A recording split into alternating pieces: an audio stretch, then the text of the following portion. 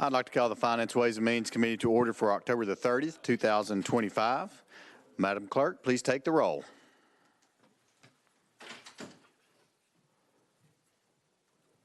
Representatives Baum, Here. Boyd, Here. Camper, Capley, Chisholm, Cochran, Crawford, Present. Faison, Freeman, Gant, Here. Garrett, Here. Gillespie, Here. Grills, Here. Hale, Here. Hawk, Hicks of Washington, Here. Halsey, Here. Lamberth, Times. Love, Miller, Moody, Here. Parkinson, Reeves, Here. Shaw, Here. Sparks, Vaughn, Shout. Williams, Present. Zachary, Here. Chairman Hicks. Here. You have a quorum. All right, thank you very much. Members, are there any personal orders before we begin this morning? Hearing none and seeing none, I would like to remind the members, please be sure to sign in, and that way we can make sure that when you do want to be recognized, it's just a little bit easier to find you on the screen up here for your microphone. All right, also want to remind everyone that the presentation is on the dashboard regarding the presentation documents. And without further ado, without any objection, we are going to go out of session. We are out of session, and I'd like to welcome up Director Stephen Smith from TennCare and his team. Good morning to you. And if you would, as you begin, please just identify yourself and as well as your team, and you are ready to go. And just a reminder, Director, we will control the microphones up here, so once you if you just be recognized, and then we'll turn your microphone on. That way you don't have to worry about that. So thank you all. Good morning. Thank you for being here. All right. Thank you very much, Mr. Chairman, members. Good morning to you all. It's great to be with you all again. My name is Stephen Smith. I serve as the TennCare Director. To my right is Zane Seals, our Chief Financial Officer. And to my left, we have Kim Hagan, our Director of Member Services, and Dr. Victor Wu, our Chief Medical Officer. And we have some others in the audience as well. As this committee well knows, our state has a very long and complex history when it comes to Medicaid. It is one that is filled with tremendous challenges, but also notable achievements as we have strived to meet our mission of improving lives through high-quality, cost-effective care. The fact is, and I talked about this earlier this year with you all, that TennCare is more successful today than at any point in its 30-year history. It really is a remarkable turnaround story. It's one that required a lot of difficult work and perseverance from many people and leaders over multiple decades, none more important than this committee and the General Assembly. Those efforts took us from a place where the TennCare budget was set to take every available new state revenue dollar to one where we now have record investments in TennCare. At the same time, we have record investments in public education and so many other priorities within state government. And that is not a coincidence. It's why we take so seriously this idea that TennCare is about so much more than just the TennCare program. The success of a state depends upon the success of its Medicaid program. And all you have to do is look across the country right now to see evidence of that fact. This hearing, of course, is focused on activity and performance since FY20, and we're proud to note that we've only gotten stronger during this time, despite the highly unusual and unpredictable events that have impacted us all. As you can see, trend rates continue to improve, as do investments and quality. No one could have reasonably predicted that back in 2020. Perhaps there is no greater evidence or confirmation of our program's success than our most recent innovation known as TennCare 3, which all started as a bold idea and concept from the General Assembly. I'll always take pride in the fact that we didn't just take your directive back in 2019 and just go through the motions with this idea that this is crazy, this will never get approved, the feds will never approve it, and so we'll just submit something and be done with it. Instead, with the governor's leadership and full support, we gave this 100%, and we landed a deal that had never been achieved or even attempted and to this day has not been replicated. It is a shared savings model that rewards Tennessee for its conservative, effective, and responsible management of its Medicaid program. We were absolutely confident in the deal that we structured, as we told you all back in 2021, but I'd be lying if I said that we thought we would achieve this level of success in such a short period of time. Since the inception of this waiver, we have had the largest TennCare investments than any other point in TennCare's history, and you can see the highlights on the screen there. These are not just numbers. I know there's a lot of numbers here. They're not just numbers. These are real lives, real people, real futures. There are stories behind every one of these investments, and I hope we're going to get a chance to tell those stories over the course of the next year. But by any definition, TennCare 3 is an unparalleled success. In just the 3 years of this 10-year waiver, we've achieved nearly $1 billion in shared savings that we can then reinvest back into the program in ways to benefit the people that we serve. And that's exactly what we are doing in partnership with the General Assembly. The most important thing that I can say to you all this morning is thank you. Thank you for pushing us, and thank you for taking a risk with us. I know there were a lot of people that were telling you all back in 2021 to reject this proposal. You had the confidence in us to get this right, and I think it has paid dividends for the people that we all serve. And you have our commitment that we'll continue to do everything that we can to continue getting this right. I want to stress that the success and the stability that we have today in our TennCare program, it's not normal. It is a very difficult time in Medicaid throughout the country. Across the nation, states have cut provider payments and services or are considering doing so.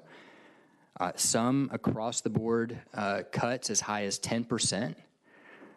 We don't anticipate that happening here, and why is that?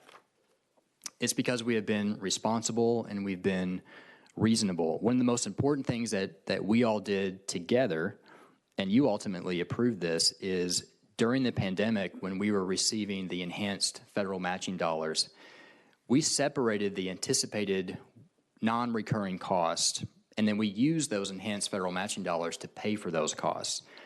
At the same time, we continued to come forward and ask you all for the typical cost increases that we expected for what we believed would be our normal population once we were through the pandemic. Many states didn't do that, and they are now facing the consequences of that. Because we were able to fund all of our non-recurring expenses. We were able to make large reversions to the general fund at a time when that was desperately needed. We met our long-term obligations, and then we came out of the pandemic without a large gap to fill. That takes really good forecasting and planning, but it takes strong leadership and control from the funding body in this committee, so I want to thank you all for that. Before I leave this subject, I do want to highlight our enrollment since 2020 because it represents what I just talked about in terms of the importance of planning and forecasting and budgeting. What you'll see here is a sharp increase in our enrollment while the pause was in place, the federal pause and redeterminations. So we went from about 1.4 million to 1.8 million, which is a massive increase. And then you'll see a gradual decline once the pause was lifted to the point where we are today, where we're actually below where we were prior to the pandemic. But the point I want to make here is, as you can see, we never had to pause our renewals once that redetermination process started again.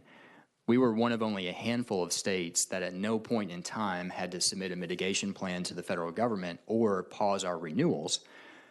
And to put that in perspective, if we had to pause for several months, really just a few months, as many states throughout the country had to do, that would have been an additional cost to the state of hundreds of millions of dollars.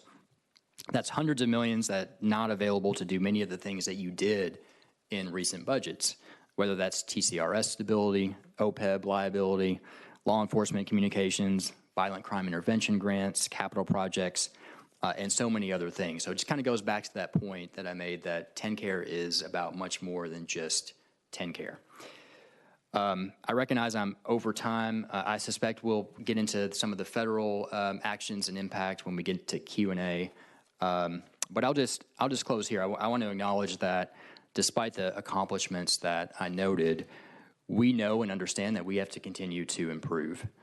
That's not an option for us. Medicaid it's difficult. Our challenges are not going to get any easier. But I do know this, we are up for the challenge, and I remain confident that we can tackle them together with great success. So I'll stop there, Mr. Chairman. Happy to answer any questions or listen to your comments. Director, thank you. Thank you for your presentation. We do have several folks on the list that have some questions and would like to have some comments. So we're going to begin with Chairman Williams. Chairman Williams, you're recognized, sir. Thank you, Chairman. Thank you, Director Smith, for being here today. Obviously, great things going on at TennCare. Obviously, there's always rooms for improvement. I wanted to talk a little bit about shared savings. Obviously, over the last 3 years, you referenced in your presentation about approximately $1 billion in shared savings that this has been a topic of great discussion between you and I and Chairman Hicks and our counterparts in the Senate regarding those dollars going forward. I think they're approximately $980 million. I guess the question that I have for you is that, you know, those monies, is there a period of time, for instance, are the dollars that were savings in the first year, do they carry every year? And is there a deadline of which those shared savings can be redeployed? Thank you for the question. Yeah, it's when you really stop and think about it, it's a staggering amount of money. And what we've tried to do is, because it's such a large amount, we've tried to spread those dollars out over multiple years. So that's what you've seen with the year one, the strong families, and then year two is rural health and behavioral health, and year three is long-term care primarily. And then you all made some decisions with some of the other funds. The answer to your question is the way this ultimately works is we have a lot of flexibility with those dollars. We made a commitment that we would use the dollars to benefit the people that we serve, the health and well-being of the people that we serve. But once we acquire those dollars, we have the ability. It's not like we don't have to spend them within 1 year or 2 years. We do have the flexibility to spread that out.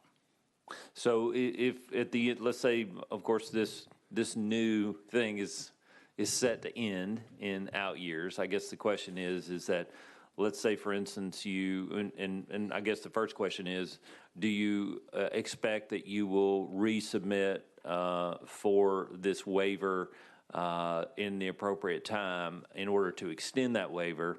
If so, in the event that we were unsuccessful extending this shared savings program, what happens to those monies at the end of this period? They will stay with us. I'll say that we will absolutely, well, whether I'm here or not, we will absolutely, I think, try to extend this waiver because it's been so successful for us. Can't guarantee we're going to get it. But any funds that we have in our account from the shared savings, once the waiver ends, we will still have access to those dollars because we actually claim those dollars and then they are in our budget. Right.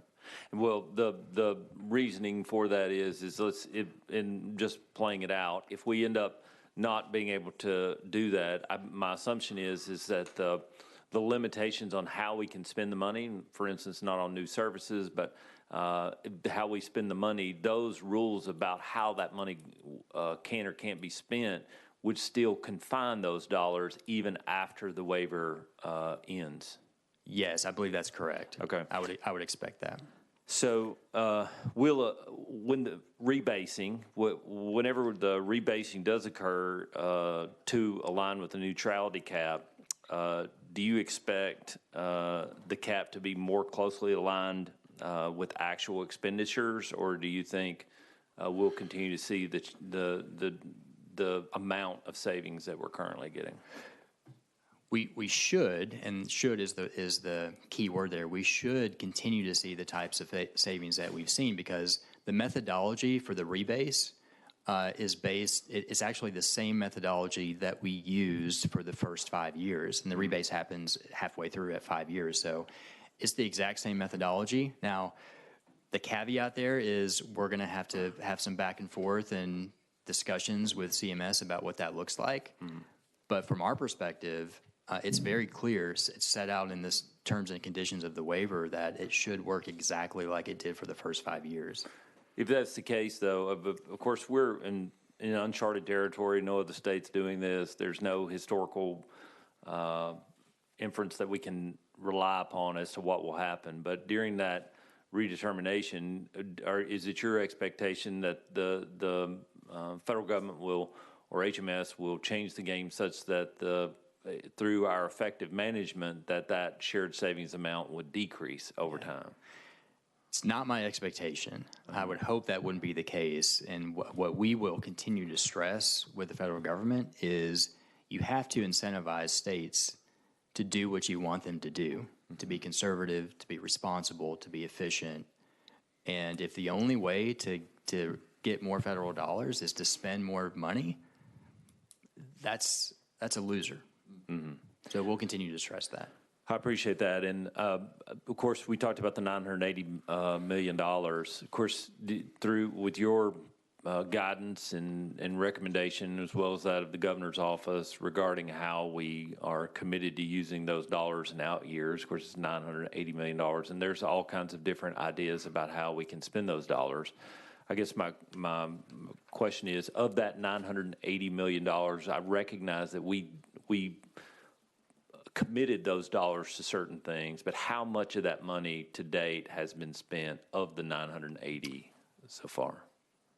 Yes, and I'm glad you mentioned that, because it has all been obligated, but in terms of what has actually been, then there's what's actually been appropriated, because you can only appropriate for the next fiscal year, and then how much of that has been spent. So the spending, we just looked at this yesterday, about $180 million has been spent. So we've spent a little more than half of the first year's savings.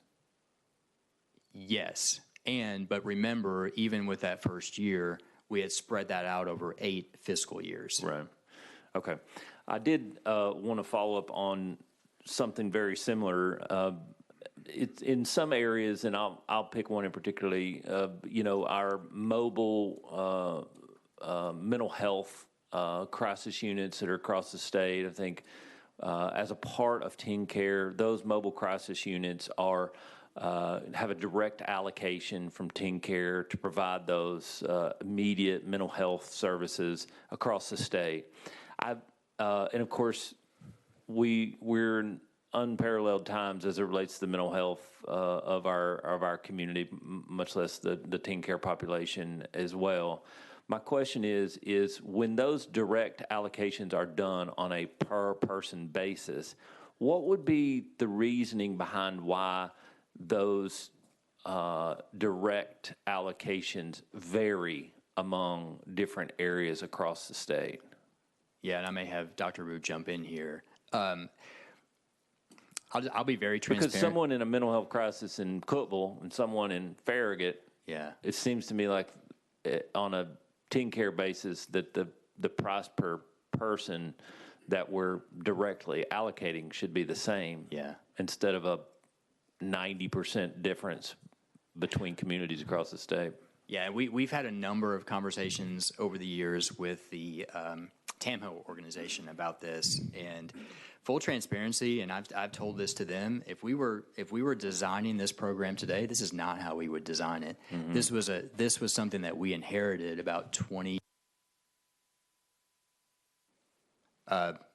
and so the challenge with that is when you inherit that and there's already a distribution of dollars based on some odd formula, if you're going to make wholesale changes to it, then you're going to have winners and losers. What we have done since 2020, we've actually made 2 improvements with your approval, and we've provided increases for all of those providers, and we've tried to differentiate a little bit to make sure that those that are at the lowest are getting a little bit more.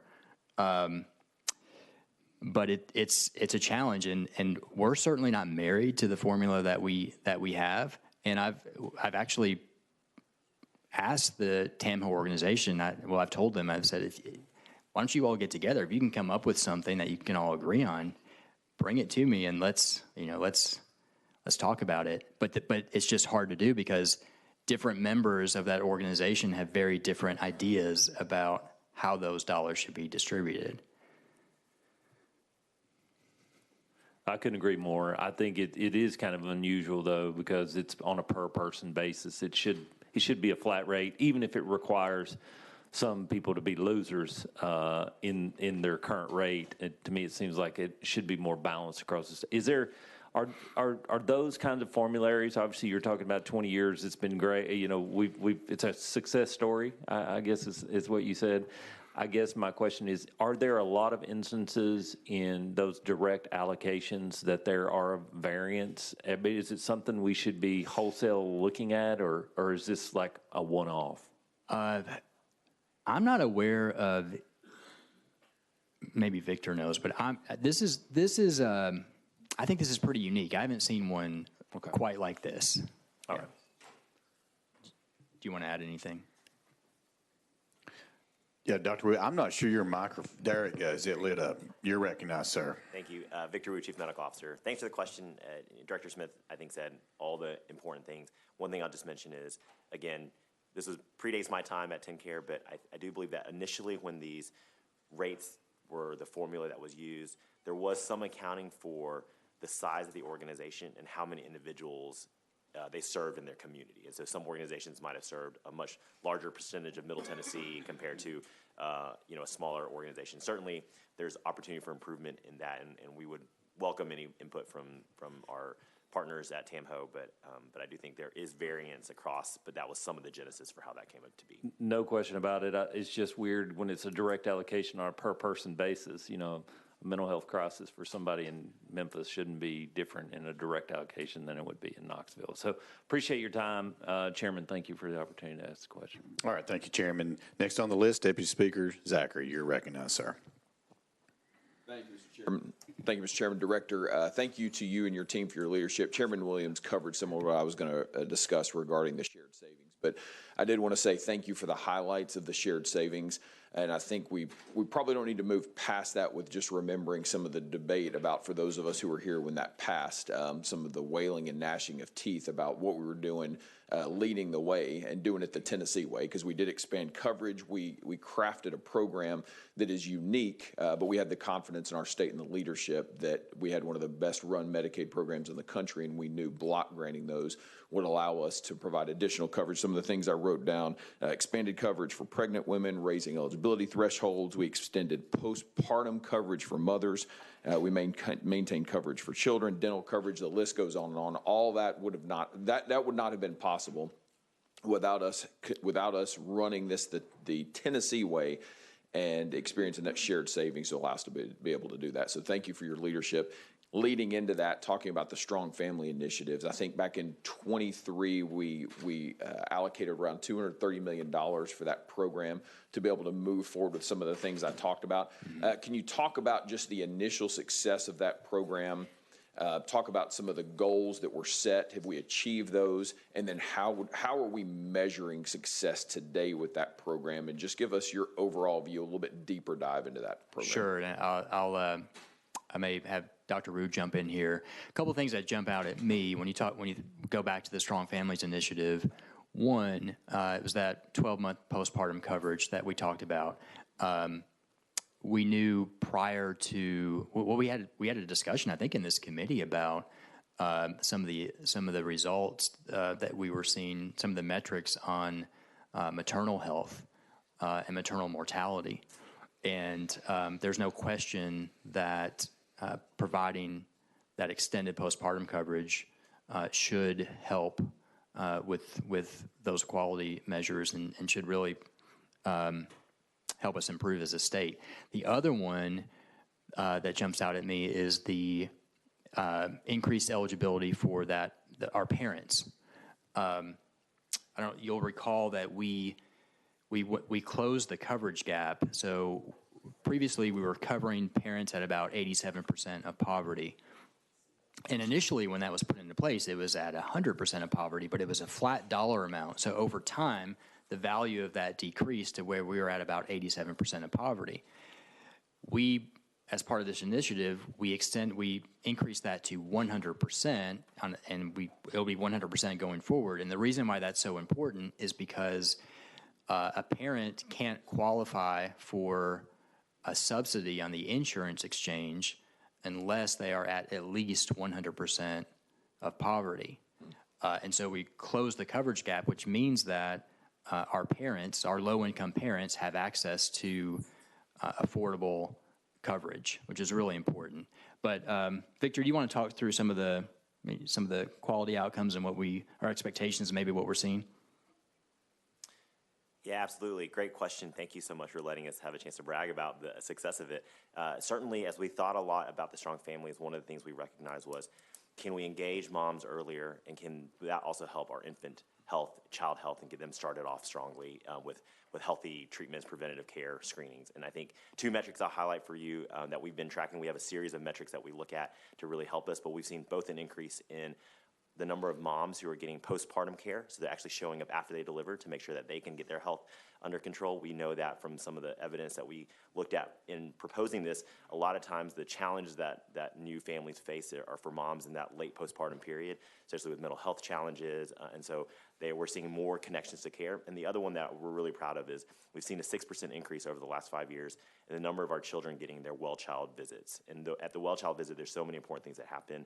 It includes things like screening for autism or developmental delays, hearing delays, making sure they're getting the preventative care, which may include vaccines if that's the choice of the family. And so we've seen a big increase in that as well. And I think part of many different things have gone into that, but the Strong Families has certainly set us up in a good way. Last comment, if I may, Mr. Chairman. Thank you for highlighting that. I think one of the things that strikes me in both your comments was increase, expand, and what we've been able to do with shared saving is meet additional need for those who need it most. There's been a conversation around this country for years about expansion of Medicaid, and just throwing people on the rolls. According to FGA, roughly 82% of the people in other states on those expanded rolls are able-bodied adults. What you've just laid out for us is through shared savings is how we've been able to address need for those who need it most. And so thank you for highlighting that. I'm thankful for the leadership and how we've been able to address the need in Tennessee, but do it the Tennessee way. Thank you for your leadership. Thank you, Mr. Chairman. Thank you, Speaker. Next on the list, Chairman Hogg. Thank you, Mr. Chairman. Director Smith, thank you very much. As you're talking about TennCare 3, there's probably a handful of us on the committee here that remember TennCare 1 and 2, so I appreciate where we are now with TennCare 3 and the evolution that has occurred and the good works that we're doing. Just a bit of thanks, the shared savings plan, what that did for our region in Northeast Tennessee recently allowed us to provide $100 million in the HEAL program, the hurricane relief, in no-interest loans to help our communities get back on their feet again. And that is certainly recognized and appreciated. So I thank you for that. I do want to go down the path of ratios. And as Tennessee has grown in prosperity, our federal match, according to the FMAP trends, indicate that the state will be investing more monies. The federal government will be investing less monies. If you could go down the road of one, talking about our prosperity in Tennessee and also our growth in population that we've seen, but where we are now in terms of ratios and the reasons why. Sure, happy to do that. And Zane's probably got the history on that and can talk through kind of where we've been. But you're right, it's a good story because as a state, we're doing really well relative to other states. The federal match is based on per capita income, And so as our per capita income goes up relative to other states, our federal match goes down, which means we have to come up with more state dollars. So it's good news, but it does impact our state budget. Zane, you want to kind of walk through that? Zane Sills, Chief Financial Officer. Thank you for the question. So our FMAP rate, that's called FMAP, the federal matching percentage, it changes every single year. As Director Smith mentioned, that's a figure that's given to us by the federal government. They look at every state in the country and they look at your personal income in relation to every other state's personal income. So the general idea is if a state's personal income is higher, the state is more well off and should be able to afford to pay more of the share of its Medicaid program. So a better a state is doing economically, the worse the federal match rate gets. And so what we've seen is now a decline in our match rate 5 years in a row, which is also a sign of a strengthening TennCare economy, or a Tennessee economy, compared to the rest of the states in the country. But we have seen significant cost increases year after year after year in the budget as we have had to recognize that our match rate is going down. The current match rate is at 64.323%. Just as a point of reference, when I started over a decade ago, we were closer to about 66%. Even a 0.1% in this match rate on a budget of our size can have a really large impact. So when we see the match rate continuing to go down by 0.1% year after year, it does require the state to put in a lot more state dollars. But again, a great sign that the Tennessee economy is doing very, very well. Chairman Hall. Thank you, Chairman. And important to note that this legislative body has made those investments, and we will continue to make those investments as they're requested.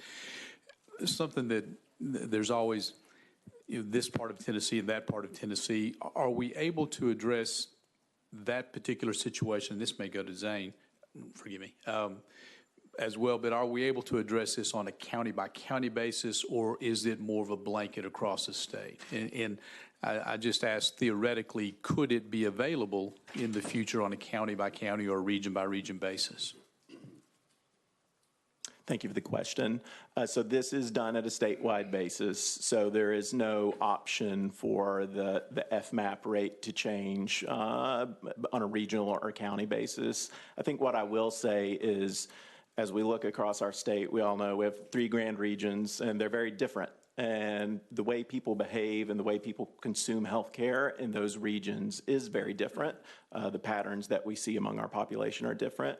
And so when we build our capitation rates through our MCOs, we actually separate that into 3 grand regions. We have East, Middle, and West cap rates. And so all of that data is driven through our actuaries, and they set actuarially sound rates. So they do account for regional differences when we're funding essentially how much money is going to different regions in the state through the MCOs to pay for health care. Chairman Hall. Final question, Chairman. Thank you so much, and thank you for the answers. As we have the public health emergency in the rearview mirror now,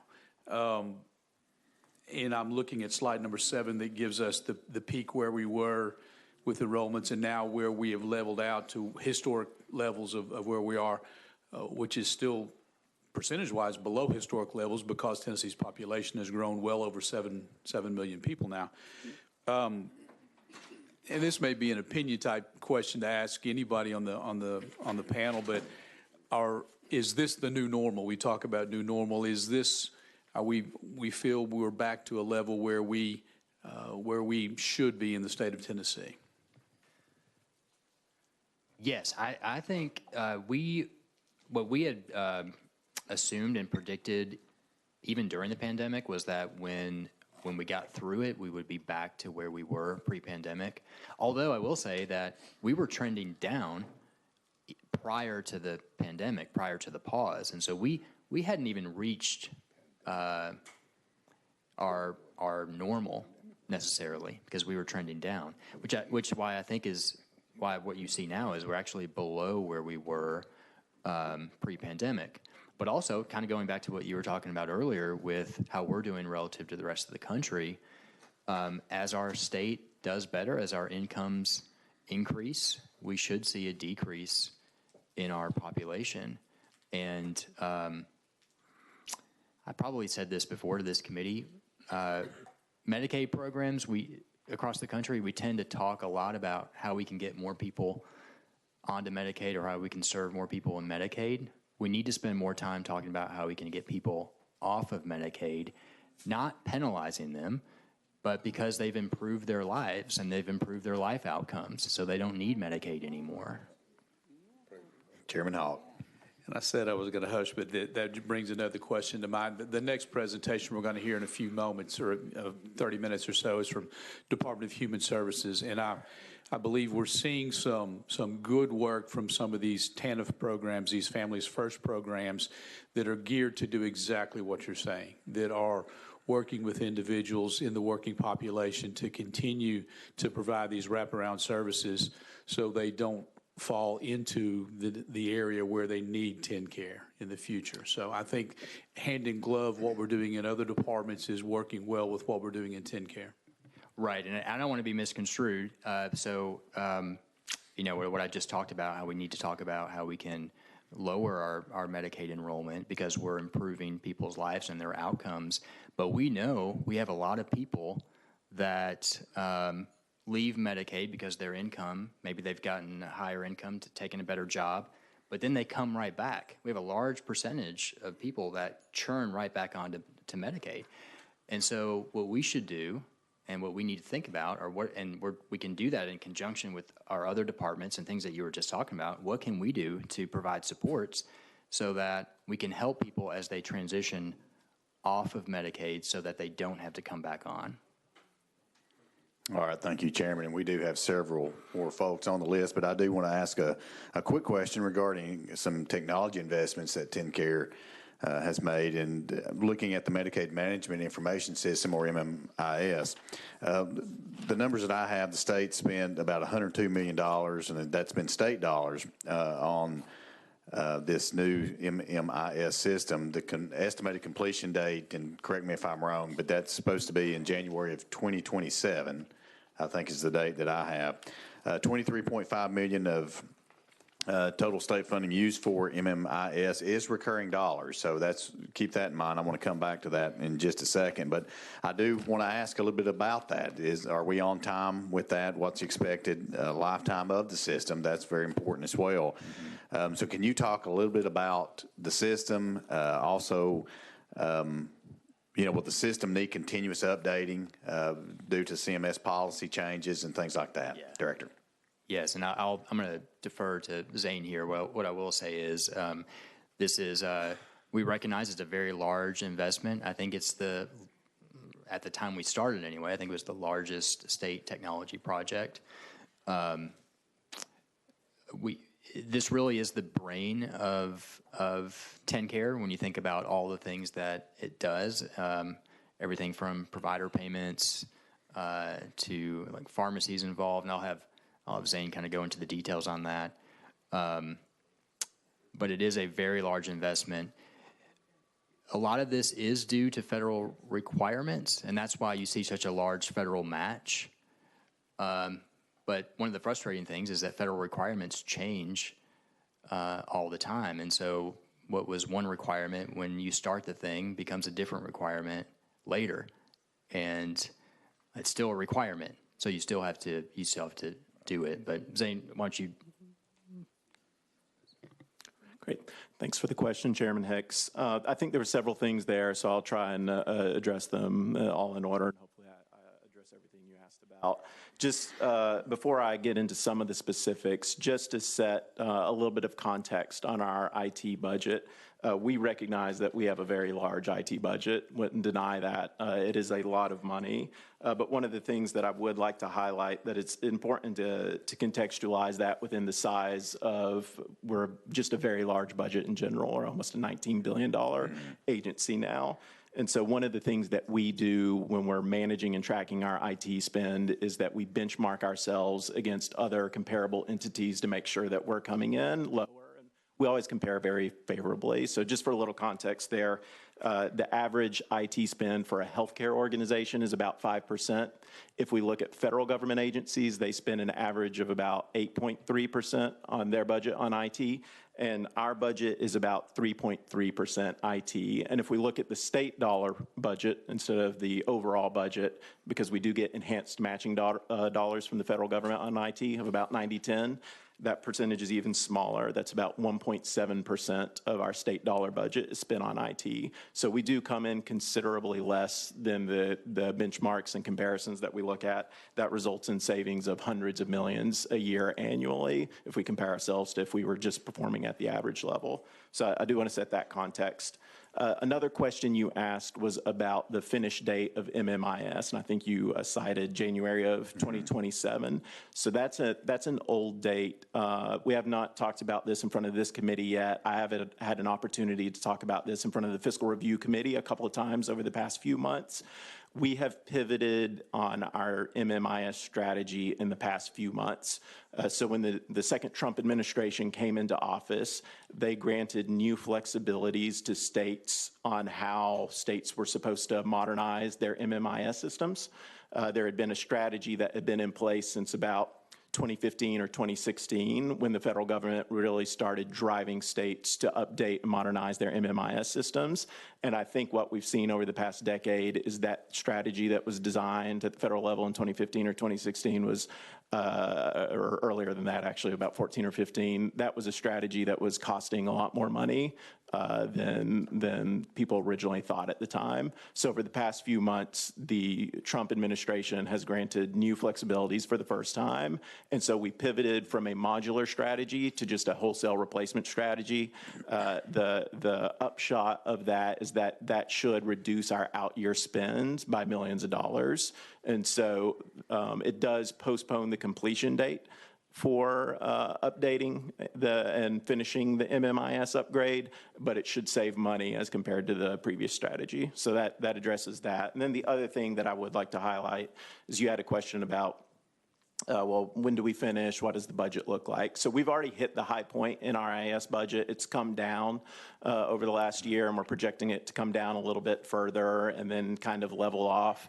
The thing with IS in the Medicaid space is that even if you build a new system like we've done with our eligibility system, and even when you build a new MMIS system like we're currently building, we still always have to make changes to it. I compare it a lot to Nashville, right? We have a big functioning city, but you walk outside and there's 20 or 30 construction cranes everywhere you look.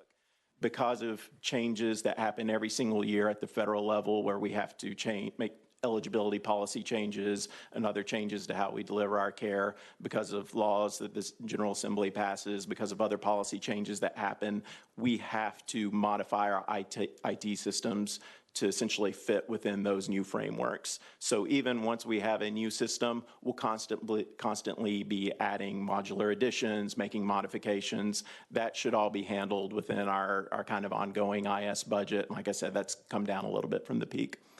So, Mr. Sills, sticking with that, so who actually pays for the maintenance? Is that the state? Did they pay the entire cost for any maintenance, or is it a kind of a split there with the feds? How does that work? That's a great question. So most of Medicaid state administrative expenditures are matched at a 50-50 level, which differs from the match rate I talked about just a few minutes ago. So $1 state, $1 federal. IT is matched at a different and higher rate. If it's maintenance, it's matched at 75-25. So the state pays a quarter, the feds pay 75 cents. If it's new implementation, they will pay at 90-10. So the state pays a dime, the feds pay 90 cents. And once you get past the implementation and you build something, then it switches to that maintenance of 75-25. So there's 23.5 million recurring dollars that's used right now. What happens once the system is up and going? What happens with that recurring monies? So the recurring money is part of that'll be ongoing. So anything that's recurring is being directed towards kind of maintenance. Okay. At any given time, we're doing maintenance, but we're also doing new builds. Okay. And so we've got the recurring is the 75-25, and the new build is the 90-10. Okay, got you. Thank you very much. Next on the list, Chairman Hulsey, you're recognized, sir. Thank you. Thank you for being here.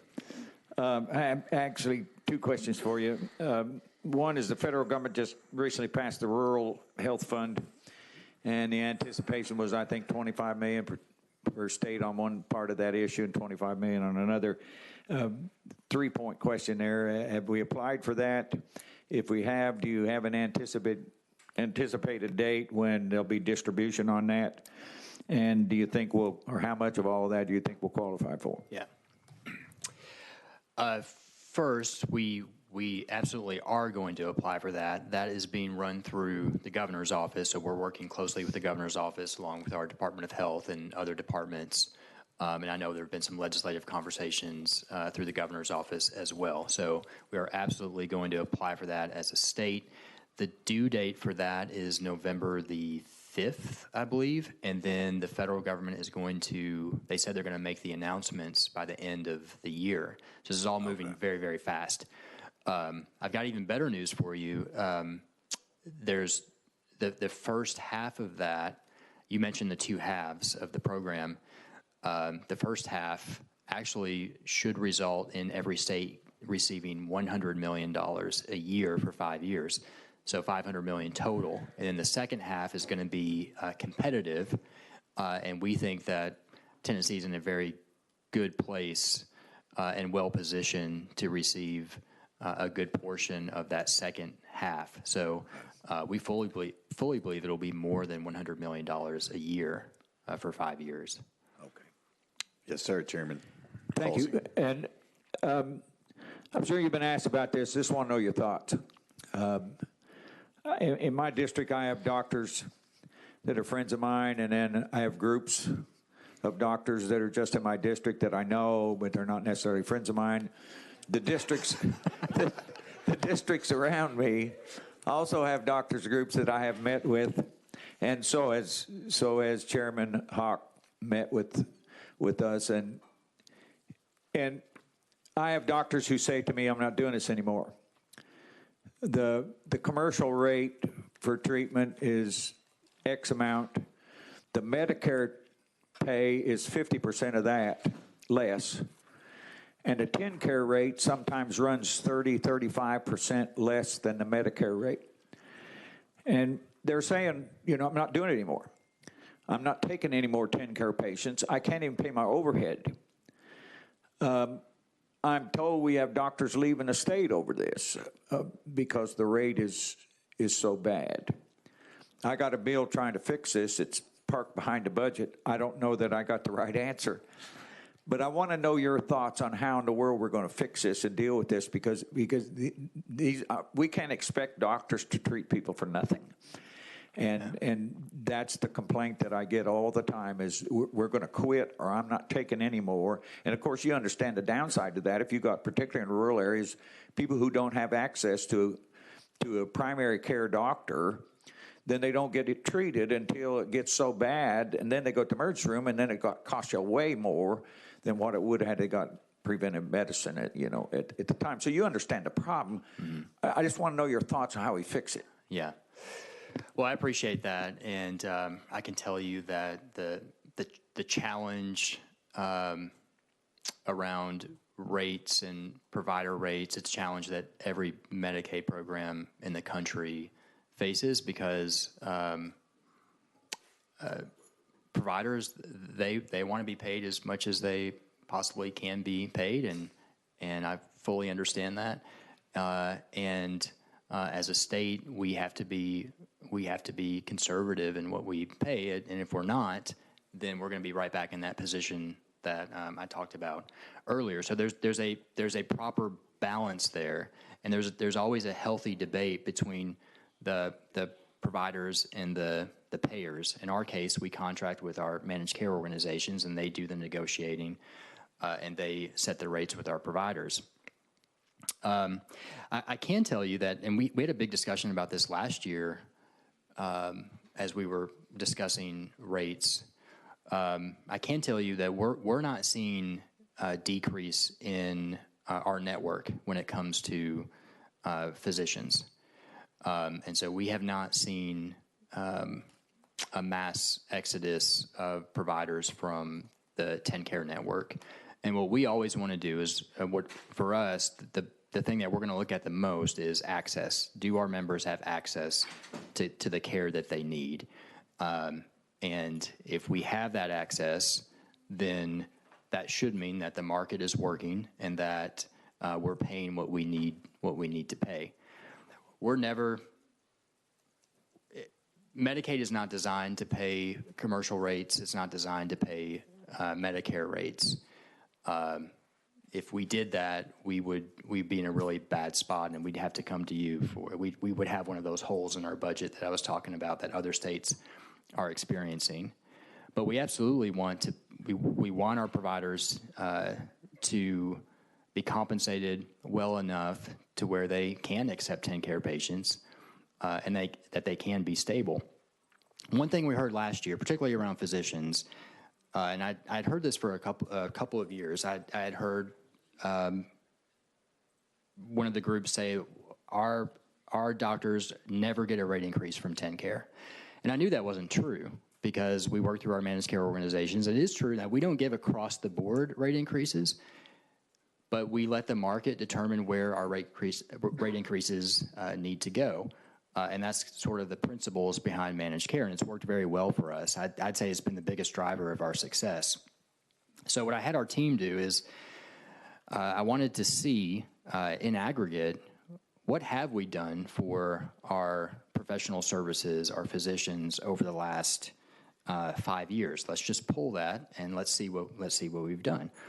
So we did that, and again, this is not across the board, but it's just an average. When we look at the previous 5 years, we had given, on average, a 3.5% rate increase. So you think about 3.5, that seems pretty good, but we said, okay, well, let's compare that to the CPI for physician services, so nationwide. Nationwide, it was 1.9%. So we were considerably higher than the national CPI for what we've done for our physicians. Now, is it enough? I think that's going to depend on where you sit. If you're one of those physicians, it's more likely that you're going to have the opinion, no, it's not enough. If you're trying to run a TennCare program and you have all of the other obligations, including the obligation to this committee and to the overall state budget, if we're seeing an adequate network and we're seeing that we're not having providers leave our network, then I'm going to lean on the side that at least for the last 5 years we've done pretty well. But it's a constant challenge. I'm not trying to dismiss it at all. And it's a particular challenge right now because again, if you look at what's happening across the country in Medicaid, many states are doing across the board rate decreases. They're not even talking about increases. They're doing across-the-board rate decreases. It's a very difficult time in Medicaid right now. Okay. Thank you. Thank you. Next on the list, Representative Reeves. You're recognized.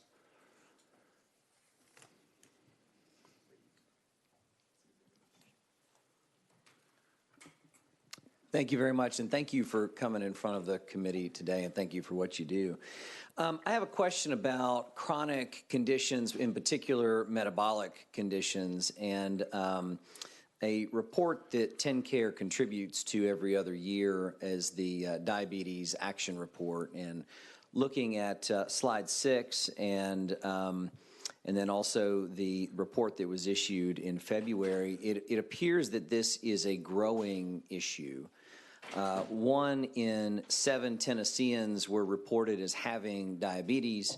Roughly 1 in 5 cases are undiagnosed, and 1 in 4 Tennesseans over the age of 65 lives with that disease. So it appears to be increasing with age, and of course we've got an aging population. And then to boot, about 25% of those that make under $25,000 a year, about 1 in 4 of those are diagnosed with this condition. So given those numbers and our aging population, number one, are you seeing growth in chronic condition-related expenses within TennCare? And then what proactive steps are you taking to get ahead of that curve and improve early detection and prevention? if you could address that. Thank you. Yes, thank you. And I'm gonna turn this to Dr. Rue because I know it's something that he and his team look at. Thanks for the question, and certainly we recognize that diabetes is a really important, but there are many chronic complex medical conditions that that have a higher prevalence in our TennCare population. So maybe to the second part of your question first, we absolutely do a lot of work to try to identify diabetes and other chronic conditions early in the process. And so both in partnerships with our primary care providers and with hospitals and also our MCOs, there's multiple prongs that we do that with. Some of it is helping to empower primary care practices to do screenings, to treat patients earlier, to get them in, to engage those members that are at risk, and helping identify those for them to be able to outreach and support. And then secondarily, our health plans all have what we call population health programs. So they use care coordinators, navigators, they use nurses, dietitians, pharmacists to then identify individuals who are at risk or have diagnoses of chronic medical conditions like diabetes. And then they do outreach, whether that's through texting or through calls, but they offer additional services to help them navigate to those services. And so we've seen some really great results from our health plans in terms of how they both partner directly with providers, but also where they're doing direct individual outreach. And we've seen some good movement in our quality measures. Now, certainly there's a lot more opportunity. For every individual that we impact, we know there's others that are not presenting for care in a timely way, or they're using the ED as instead of using primary care. And so we have a lot of opportunity to continue to work on that, but we have the right infrastructure and the right population health type programs to really tackle that. And the second thing I think is your first question around costs. And certainly we've seen some increased costs across the board, but that's really reflective as well, not only of services, but as new medications come on the board or new treatment types that are all really exciting, but also can be very expensive. We do cover all those services, and so we've seen some growth in costs as well. Representative Reeves. Yeah, thank you. And I'll just follow up real quick. So looking at the 23 report that was put out, it looks like that population in Tennessee has grown from 9.9% of the population of diagnosed cases to 14.6%. And so it does look like this is a growing issue, not just within TennCare, but across the population. So I would like to work with you guys to figure out ways to get ahead of that curve. Thank you very much. Thank you. Chairman Grills, you're recognized. Thank you, Mr. Chairman. And Chairman Hulsey pretty much took all the question I had. The only thing I would ask is, could you prioritize what that application and the services that may be a priority? The rural health? Yes, sir. I'm sorry. Yeah. So the way that application is set out in the notice of funding opportunity, there are different buckets. I think in terms of priorities, you're going to see a priority around workforce development. I think there'll be a priority around technology improvements and infrastructure, and then I think you'll see innovation, and then I think you'll see something around right sizing facilities to try to help rural communities be able to have sustainable operations that are able to serve the specific populations and the numbers of people that they need to serve. It's probably an oversimplification. I don't want to get out ahead of anybody else. Thank you, Mr. Chairman, and go on to the next person. All right, thank you very much. Chairman Hale, you're recognized. Thank you, Chairman. Director Smith, to you and your staff, enjoy working with you, and so just a couple of real quick questions. First of all, and we had a conversation, we've talked about it a little bit, talked about it with Ashley on your team, is there was a list after the big beautiful bill, there was a report of some hospital closures, and 3 of those are in counties that I serve.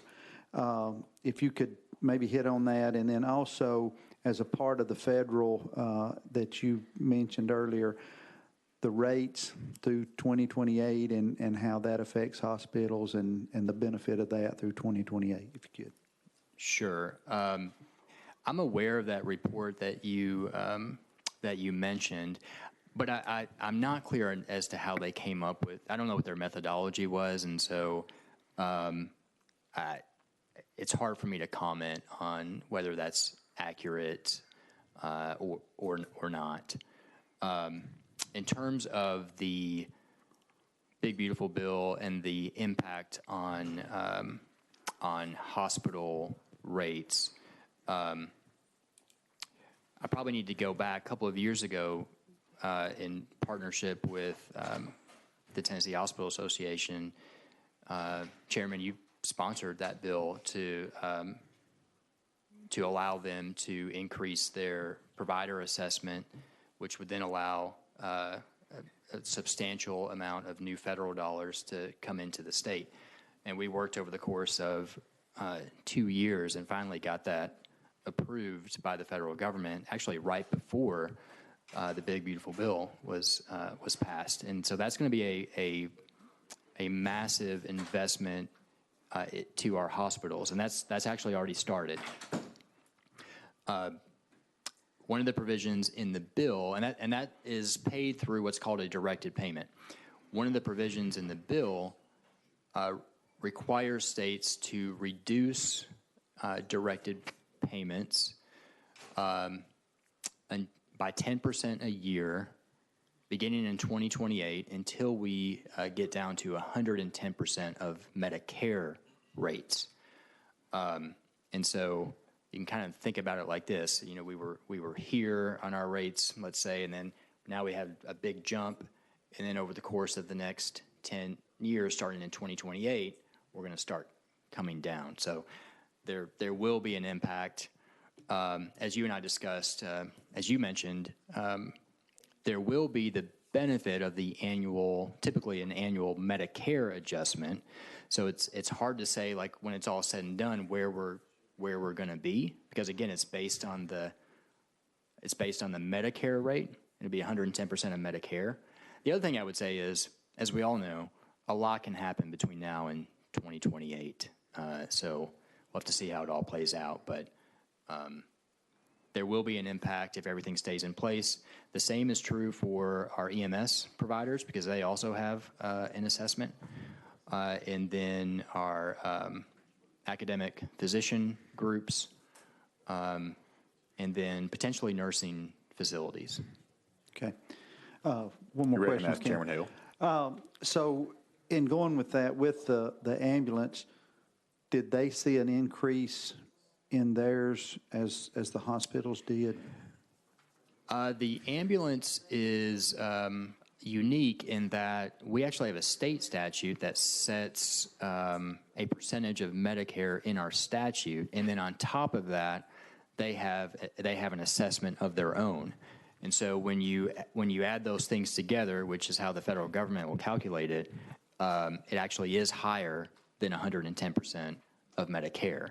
And that's why there will be an impact on those providers as well. Okay. All right. Thank you, Chairman. All right, thank you. Next on the list, Leader Camper, you're recognized. Thank you, Mr. Chairman. Thank you for being here. Could we go to slide 8, please? You mentioned a minimal TennCare eligibility impact from the One Big Beautiful Bill. So recently there's been some reports of about 250,000 people, Tennesseans, that could lose their coverage as a result of the Big Beautiful Bill. And I think you were quoted with saying, get this correct, that there was no scenario where you could see this happening. Could you give us a little bit insight on your anticipation of the impact of the Big Beautiful Bill on Tennesseans? Sure, and I'm glad they have had the opportunity to address that. Yeah. So I am speaking to the impact on TennCare. I'm not speaking to any other impact. I've seen, unfortunately, some of the media reports have just been completely inaccurate, and it's understandable. It's a very complex issue. It is. But I've seen some reports that said that TennCare will be cutting 200,000 plus members. There is no scenario where that happens. I think what's happened maybe is it's gotten convoluted with the potential impact for people that have coverage through the marketplace or through the exchange, which is complete. That's not TennCare. That's not Medicaid. And the reason I'm so confident in that is when you look at the provisions of the bill that deal with eligibility, they overwhelmingly apply to the expansion population. And because we're a non-expansion state, we just don't have the same level of impact as some other states. Okay, thank you for the clarification. And further down on your slide, where your last point there, Medicaid payments to TennCare, could you expound a little bit more on that? Sure. So that relates to the shutdown. And because Medicaid it's a mandatory program, there have been no negative impacts. We're still receiving all of our dollars. We're still making all of our payments. Okay, very good. And lastly, with respect to the potential impact of SNAP benefits going away, I know you all do some medically prepared meals and things like that. Do you see that will be impacted with SNAP benefits going away, or do you see that those medically tailored meals will be increased, or how do you feel that TennCare recipients would be impacted by the potential loss of SNAP? So the things that we do through our program, those will continue. Those aren't impacted by the SNAP, anything to do with SNAP. And I think what you're specifically talking to are what we do through our Choices program, which is for seniors and individuals with physical disabilities. Right. And so all of those, that benefit's going to continue. Okay, I was thinking because they were recipients of, some of them are recipients of SNAP benefits, and they will be impacted, and particularly our elderly that can't get to some of the food banks and all these other options. I was hoping that this program would continue to be able to serve at least that population. So Yes, that's right. And related to that, one of the investments that you all helped us with through our Health Starts initiative is we have a closed loop referral system that is now up and running. And the whole idea behind that is as our members seek care through their providers and they are screened for non-medical needs, such as food insecurity would be one of those, then our providers can utilize that system to identify community resources that are available to assist them. And so we think that that also could be a real benefit during this time. okay, thank you, I appreciate it. Thank you, Mr. Chairman. Thank you. Chairman Vaughn. Thank you, Mr. Chairman. I appreciate y'all being here. I appreciate Leader Camper's question, also Chairman Hale's question with regards to the big, beautiful bill, because I appreciate the fact that your relationship with the federal government has been sort of got to have given you whiplash over the last few years. It's a very dynamic relationship, and y'all are so dependent or so partnered with them with regards to what's going on. And so I just want to clarify something, because I didn't understand this, and it's kind of scary whenever you're about to ask a question that you don't know the answer to. I, too, had read a variety of media reports that would talk about the negative impacts of the big, beautiful bill on Medicaid programs. And so as I would read these articles, I'd say, okay, where are we? And I never could find people from Tennessee listed in the article, nor did I find Tennessee referenced in the article. And after hearing today about what our block grant status is, and the fact, and I want to reiterate what you just said, the fact that we are not a Medicaid expansion state has insulated us somewhat. I'd like your thoughts on, how much insulation and how much protection has that given your organization from the dynamic relationship with Washington, D.C.? Well, there's no question on the eligibility side of things. It has decreased the impact that we would have faced because, again, those provisions relate almost entirely to the expansion population. And so the two big provisions there are, one, you have to have increased eligibility checks. So instead of once a year, you have to do that twice a year, but that's only for the expansion population.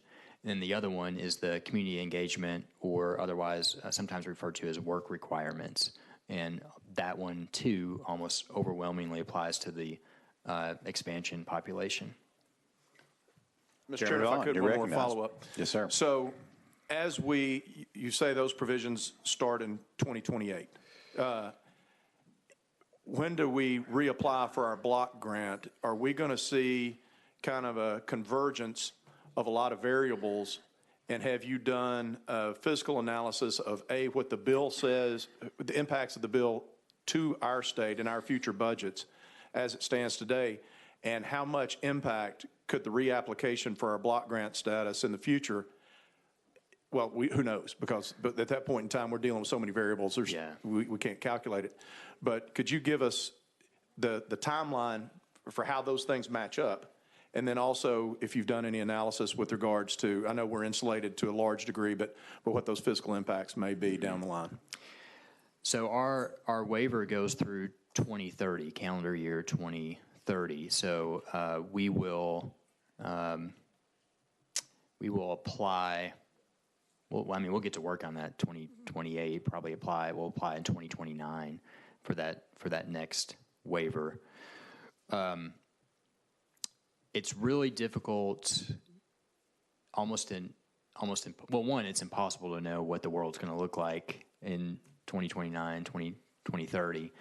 But it's also very difficult to do a fiscal analysis with any certainty because, one, we're still waiting for the final guidance from CMS in terms of how they're going to implement the provisions. And until we get that, it's impossible to know. As I said, on the eligibility side, we think there's minimal impact. We do know for some of these providers that we just talked about, starting in 28, there will be an impact, but it's not necessarily an impact to the state budget because, for example, this is an important point. In the case of the hospital payment, the hospitals are paying the state portion, the state match portion for that, and then they're drawing down the federal funds. So it's not as though the state budget is going to be impacted. Now, if it results in access challenges, and we've got to make some changes because of that, then there is an indirect impact. But it's because we've been asked by the media, well, give us the fiscal impact, or what's this going to look like? What's the cut going to be potentially? It's impossible to do that. It's also impossible to know how each hospital will deal with those changes, will navigate those changes, and what actions they may take, because the hospitals, they're all in different positions. Chairman Vaughn. Thank you, Mr. Chairman. I appreciate the candor with regards to that, and I appreciate the way that you deal with answering the question very directly. So thanks a lot, and appreciate it. All right, thank you. We do have one more person on the list, and I'm just going to ask, we have went over our time, so just be respectful of that, but just ask quickly, answer quickly. Representative Miller. Thank you, Mr. Chairman. Director Smith, I think you and your team are doing a pretty good job in trying to manage TennCare. But when you started your presentation, for some reason, I got stuck on slide 7. And, and just visualizing, it's almost like going up the mountains, these are representing people, right? And for some reason, it started January 20th, and it peaked in January 2023. I don't know exactly why. You probably have already answered that. But then all of a sudden, it falls off this cliff, off of this mountain. And I was, thinking, okay, why did that happen? And what happened to these individuals? In your presentation, you talked about it got better for some individuals economically, so they left, but they came back. And that's, again, what I'm thinking. How many actually came back? And that's pretty much my question. And second question to that, what happened to those that didn't come back? Do you all have any idea of those Tennessee citizens that are no longer under TennCare? Yeah. Well, I think the first part of that, I think there's an easy explanation. Remember, when the pandemic started, the federal government put a pause on all redeterminations. So typically every year we have to go through a redetermination process to make sure that every individual that's on TennCare is still eligible. And if they're not, we have to remove them from the rolls. Well, when the pandemic started, the federal government said no more redeterminations. So there's like a 3-year period where that's why you see the sharp increase, because people were coming on to TennCare, but nobody was coming off because we were prohibited from removing anybody from the rolls. Then it got turned back on. And so we started going through our normal process, and that's why you see the sharp decline. I will note, when we look at the people that came off, in terms of those, some people come off because they just don't respond, but when we look at that, we found that 40% of those had other insurance. So it's very possible they found other insurance. They had employment, either through an employer, maybe some went to the exchange. But we don't know exactly why people choose not to respond or why people come back on, they don't come back on. Every situation is different. All right, thank you. Director, thank you and your staff for being here, and certainly thank you for your presentation and your answers this morning. Thank you. All right, we will move right along. Next, we will have the Department of Human Services, and we will ask Commissioner Carter and his staff to please make their way to the front.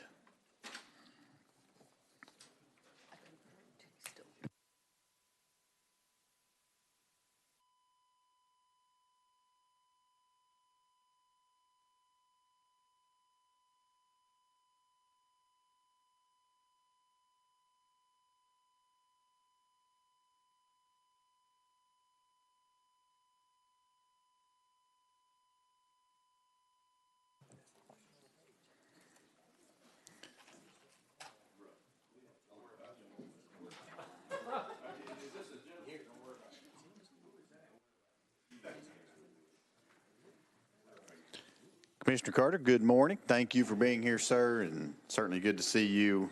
Apologize for running over just a little bit, but if you would begin just with a brief introduction of yourself and your staff, we would greatly appreciate that. Thank you, sir.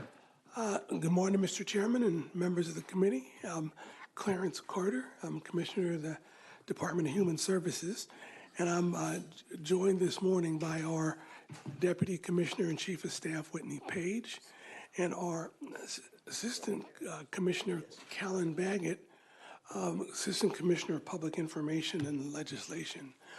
I'm usually joined by the rest of my deputies, but they are back at the office following and monitoring the very fluid situation that we have with the federal shutdown. So, so the three of us, I'm sorry? Oh, okay. All right. That's it. Listen, let's stay focused just on the presentation before us, and thank you. Sorry about that, Commissioner Carter. Would you please continue? That's just fine. With that being said, I'm excited to talk to you about the work that the department has undertaken over the past 5 years. One specific highlight I want to hit is our TANF reserve.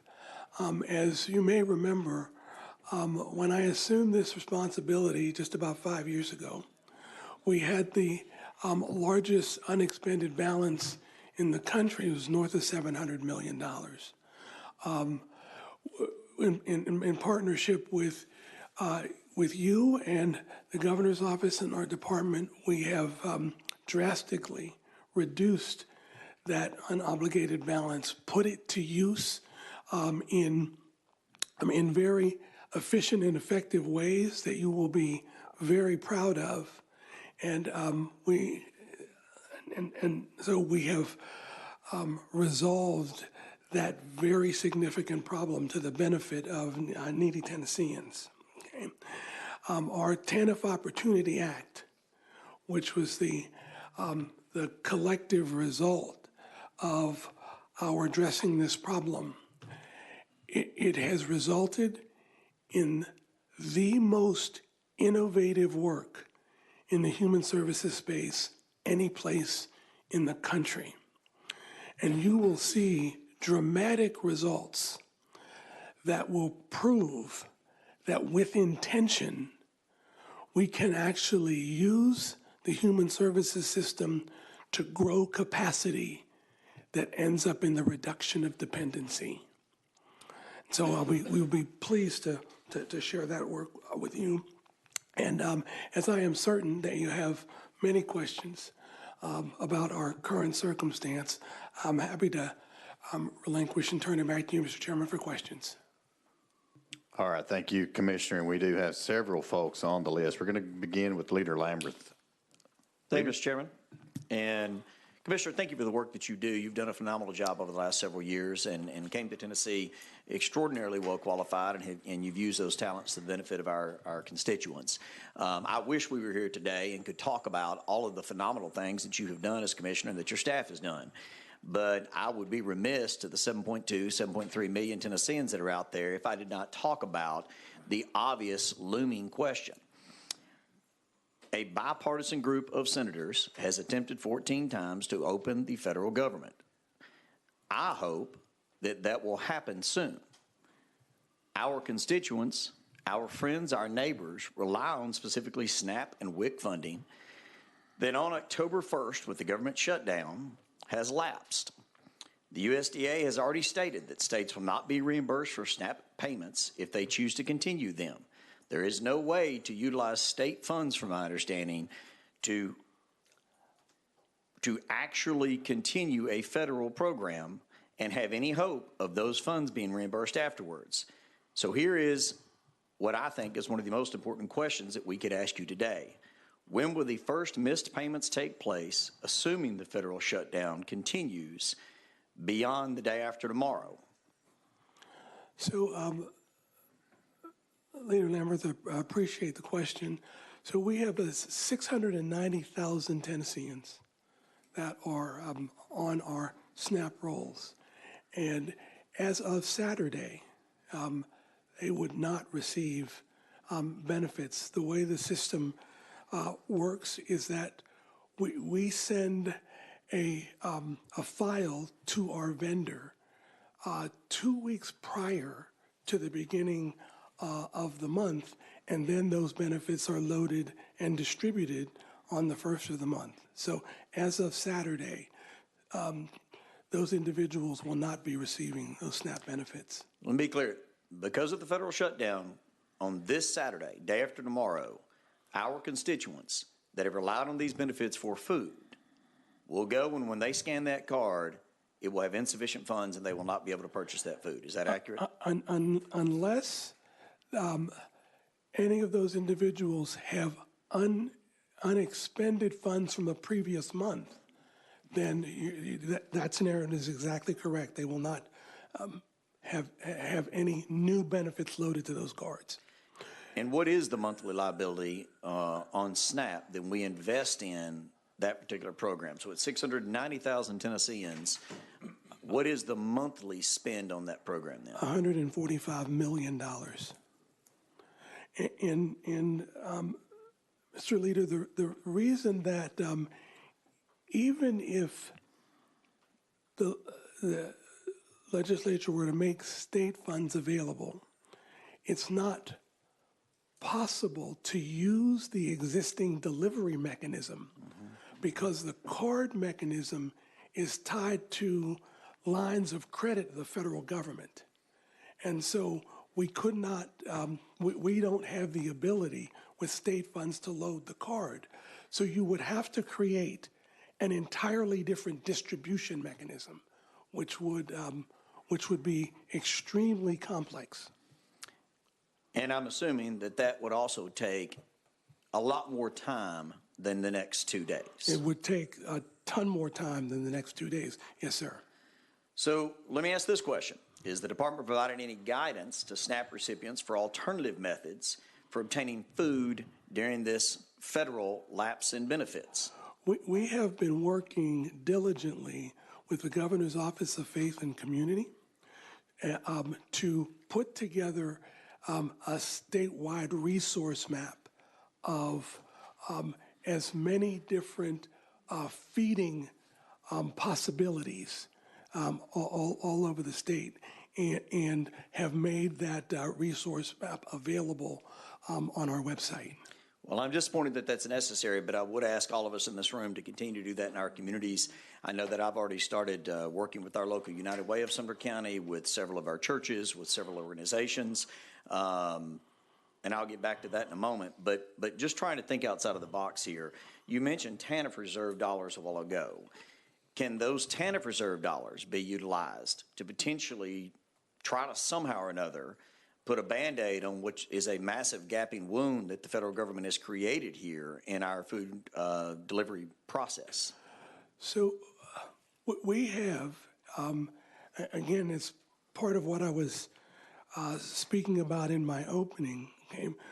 We had this issue of the TANF reserve, and it was our job to engage that reserve. And so we have fully engaged that TANF reserve, so every dollar in that reserve already has a purpose and is accounted for.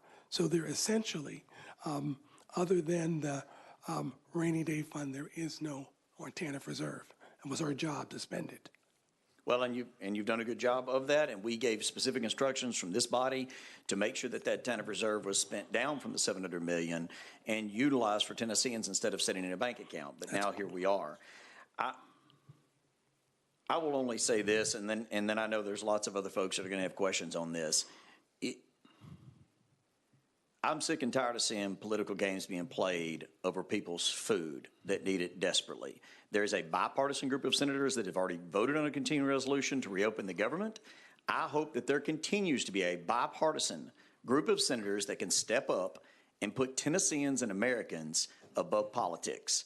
So I appreciate the job that you do. I am sorry that due to the federal shutdown, you've been put in the position you have, but I'm grateful that you're there to be able to lead us through this. Please continue to advise us on how best we can serve our constituents. Thank you. We will do that, and I have to tell you that our staff, and I am blessed to be working with some of the finest public servants it has ever been my ability to work with in my 33 years of doing this work. And they have busted their backsides to do everything possible to ensure that we continue to provide the services for vulnerable Tennesseans and also to protect our staff to the greatest degree possible. Thank you, Leader. Next on the list, we have Speaker Zachary. You're recognized, sir. Thank you, Mr. Chairman. Commissioner, thank you to you and Cal and your team for all the work that you do. Thank you, Leader Lambert, for that questioning. That was important for the people of the state to hear. And then just to ensure, piggybacking on that, that Tennesseans are aware, because they will be asking, where do we go? feedtennessee.org, feedtennessee.org. The governor put that out this morning. It is a comprehensive list of where to go, not just with our local faith community, but also organizations around the state that'll be able to meet the need. I know just in East Tennessee, on Saturday, Mission of Hope will be doing a massive food distribution in Jellicoe at 10 a.m. So our faith community, our nonprofits are already stepping up to meet a need where the federal government has failed us. So thank you for your work and your team. Just quickly, just because I was going to ask these questions, even in light of what Leader Lambert was talking about, in the big, beautiful bill, there was a change to the work requirements requiring able-bodied adults to, I believe, work and volunteer at least 20 hours a week. Can you give us an idea of what percentage of SNAP recipients in Tennessee fall under that would be within that 20-hour work week? And then what kind of reduction have we seen based on that? Thank you for the question. We can follow up with you on specific numbers on that. It is a bit too soon to tell some of the ABOD information from Big Beautiful Bill, as we have been urging our customers to certify their information. If they are eligible, they do need to submit that information on our customer portal. Even if the government is shut down, they need to continue to update their information. So we can follow up with you at a later time, but it's a bit too soon to tell from Big Beautiful Bill. Okay, great. Thank you. And then one last question, just regarding payment error rate within that program. Do you have any idea, and you may have to follow up as well, that what historically that has been?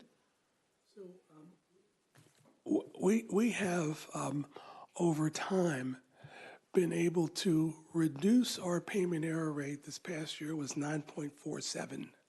Now, with the changes from the Big Beautiful Bill, in any state that their error rate is north of 6% will then have to pay a portion of the benefit, and which has historically been 100% federally paid.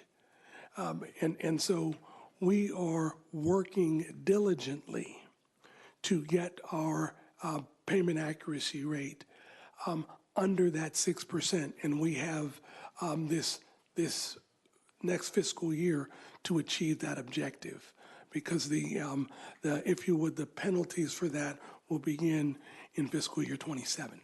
Commissioner Collin, do you have any idea what the average is? If we're at 9% now and we've gotten that down, what the national average is? I'd have to get back to you on the national average. Or where we rank, where Tennessee ranks?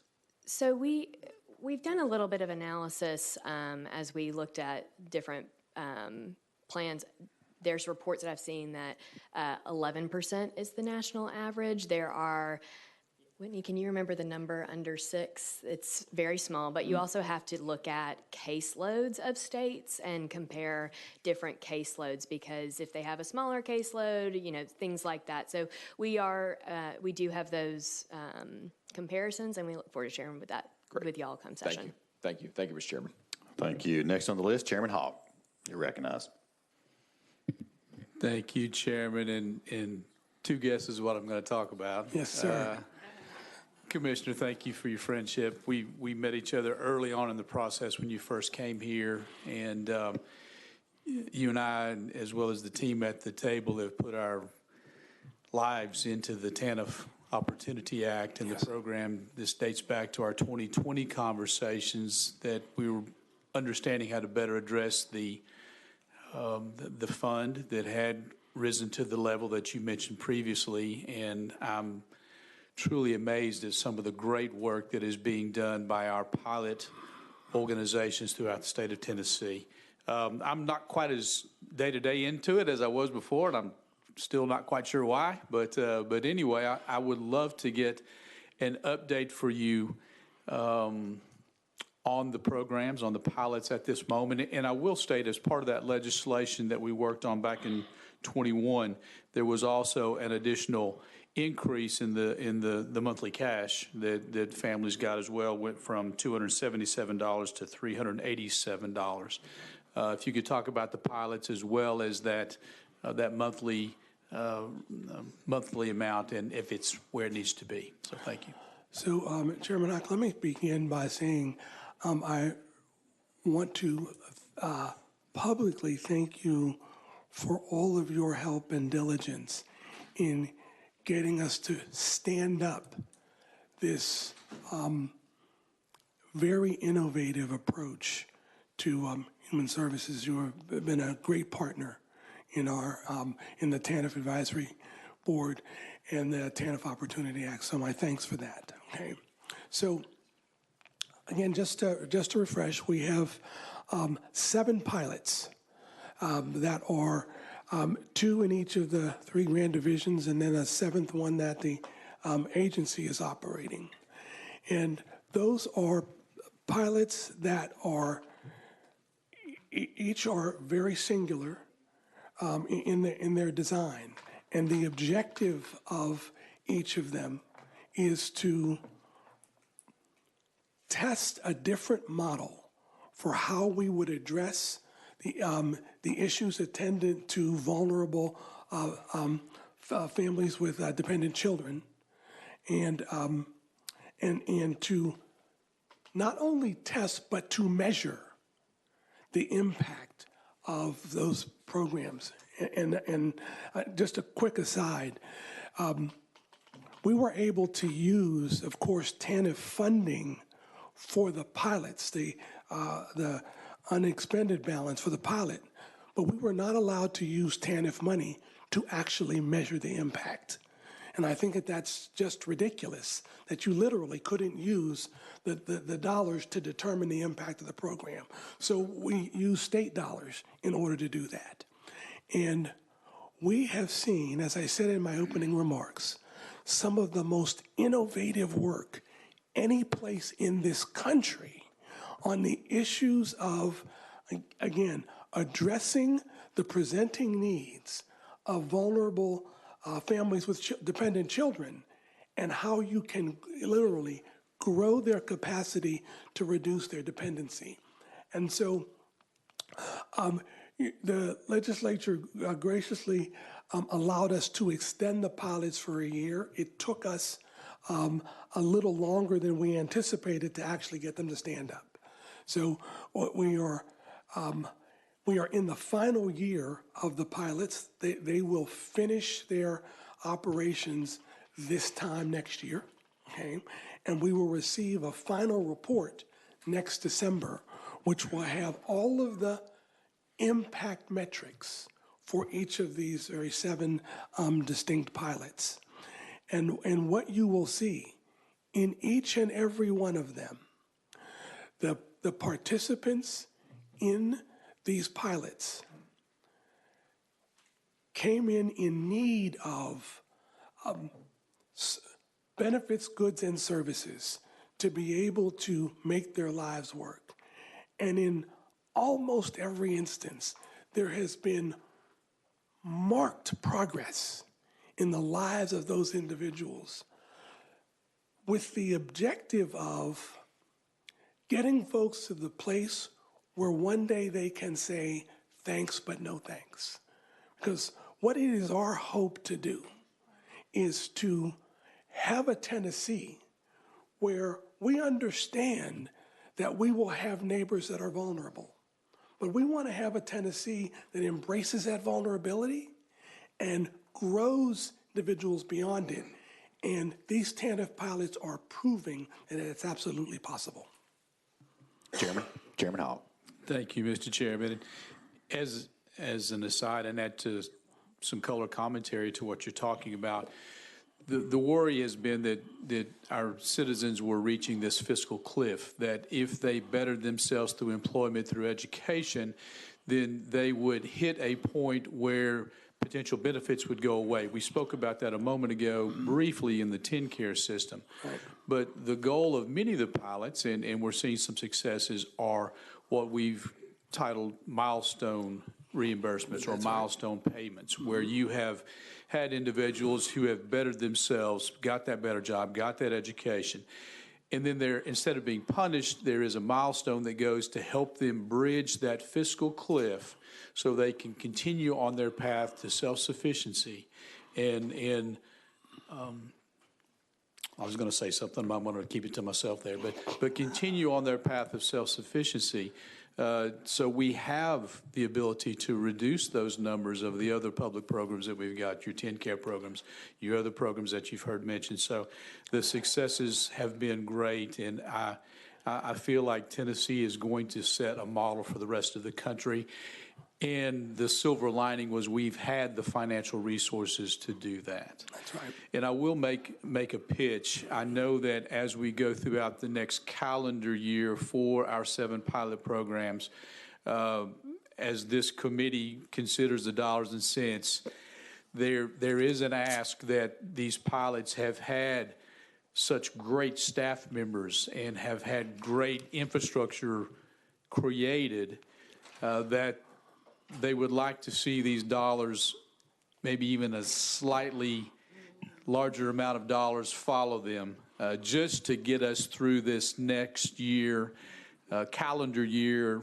I guess I may be confused, fiscal year and calendar year, but just to continue, if we could find, instead of a $1 million input, maybe a $6 million input. So that'll be my commercial for this committee as we discuss that. And I'm sure the advisory council has heard that. If you could possibly address that briefly, Commissioner. Sure. So again, remember each of these 7 pilots, they were awarded $25 million over this 3-year period for these models. And now as this period begins to come to an end, we have to wind that work down in order to get back to, if you would, a normal TANF order, if you would. And so in each of these instances, there were significant infrastructure that operated these 7 pilots. And we have, in a wind down plan, we've provided $1 million for each of them to bring these demonstrations to a close. And I think what the issue that Chairman Hawk is raising is that some of the pilots have said we need a little bit more than the $1 million to be able to wind these down effectively. And we are taking these things under advisement. Okay? If I could just follow up on your thought about the fiscal cliff. Please understand that the ridiculous design of our public safety net creates a circumstance where if an individual takes a step forward and has a reduction, has an increase in a resource, then the benefit, literally by design, can be pulled from them, okay?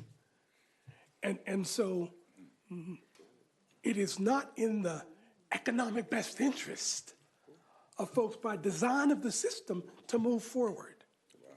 And so one of our pilots was designed to test exactly that if you were to smooth out that cliff, make it a gradual slope, that you could guide people, have a glide path to self-sufficiency. This is the kind of innovation that you are doing here in Tennessee that will be a model for the nation. All right, thank you. Next on the list, Representative Miller. You're recognized. Thank you, Mr. Chairman, and thank you, Commissioner, and your team. And I want to say I appreciate the statements that Leader Lambert made. He was notably focused on SNAP and what's going on in Washington, which is one location that's out there, and what we can do here. And of course, Tennessee has always prided itself on being, number one, we lead, others follow. When there are adversities, we say to the nation, we can overcome it. We can make things happen. We can make things happen, and we can do the right thing, and hopefully we can expedite it, do it fast. We're talking about $145 million per month. That's over 700 recipients of SNAP. That's accurate.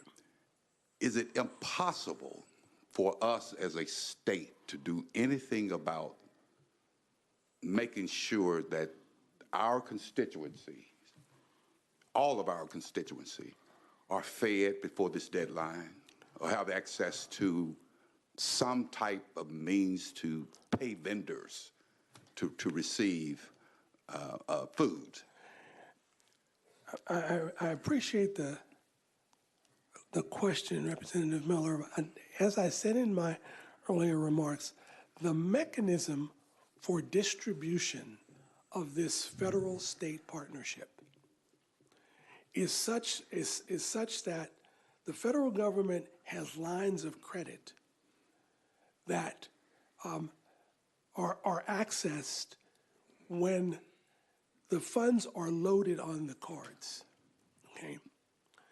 And so we don't have, what we do in Tennessee is we determine eligibility, and then we move that information to a vendor that then manages that distribution mechanism through the cards, okay?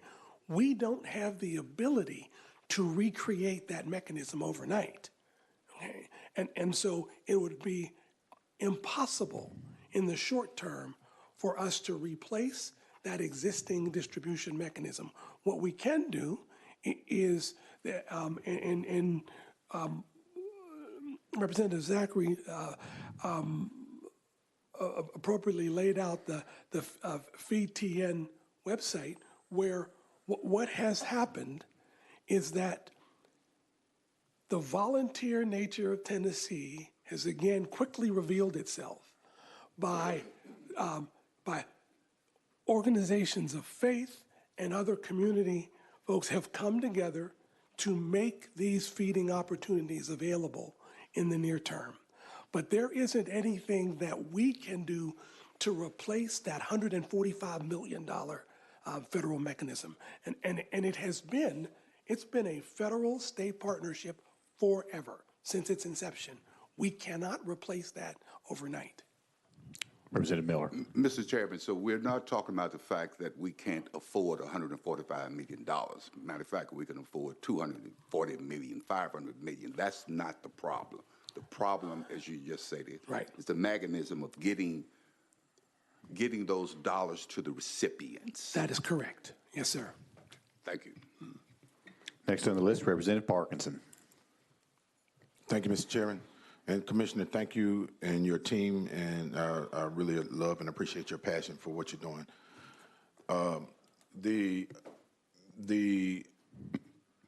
So does our state have $145 million that could offset the SNAP benefits? Or does the department have the revenue to actually, if there was a distribution mechanism, do we have the $145 million to offset the SNAP benefits? The Department of Human Services does not. Okay, does the state? That is one that's above my pay grade. Okay. That's it. Okay.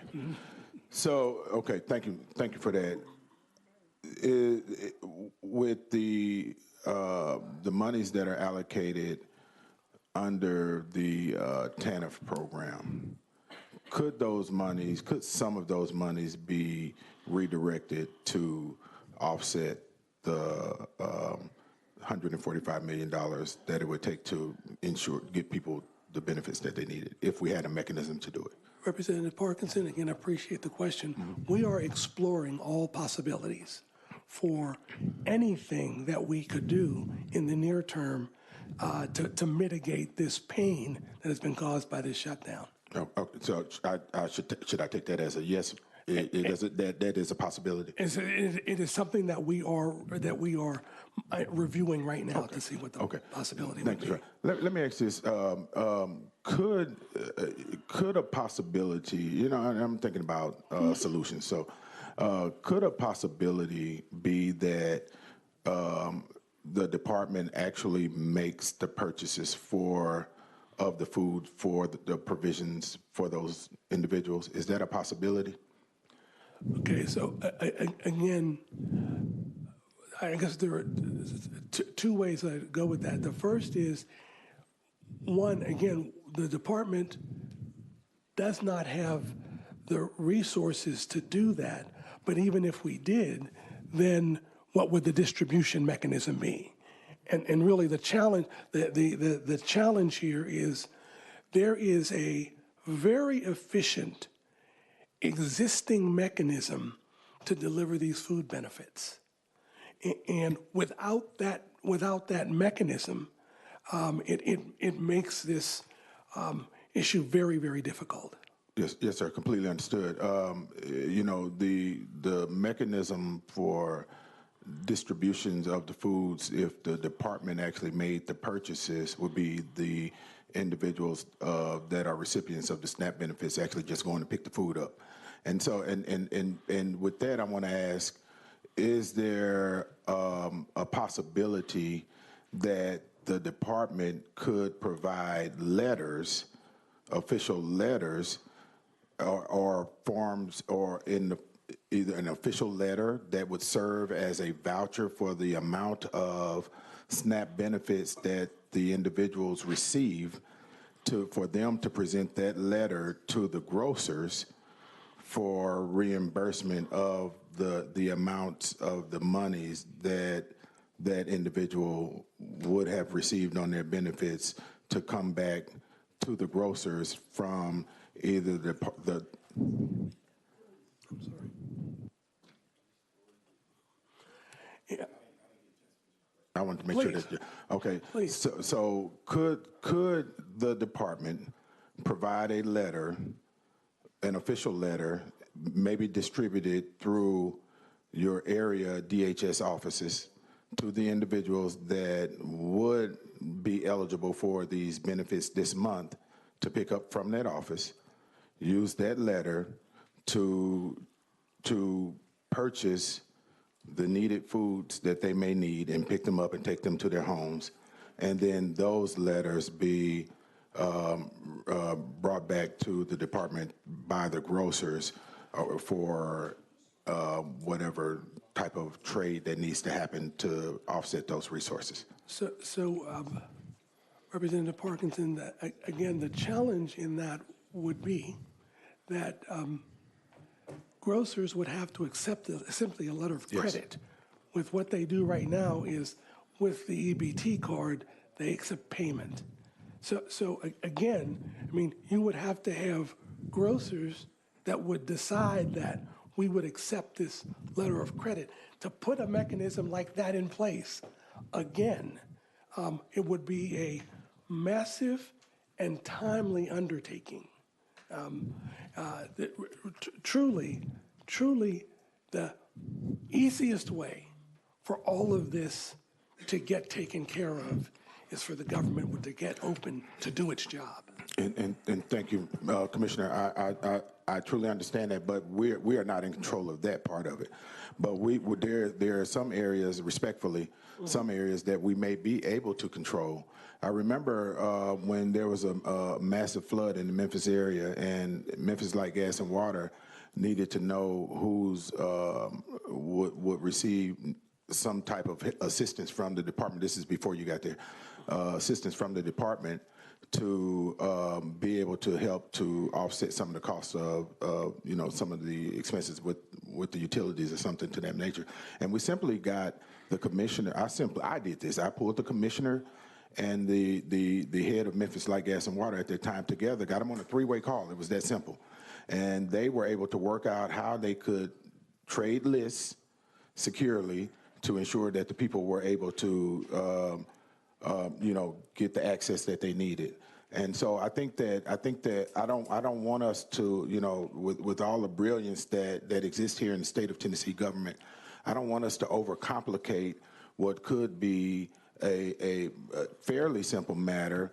And I also want us to think past the reimbursement from the federal government if we have the means to just take this $145 million hit, which is a small hit to a $56 billion budget.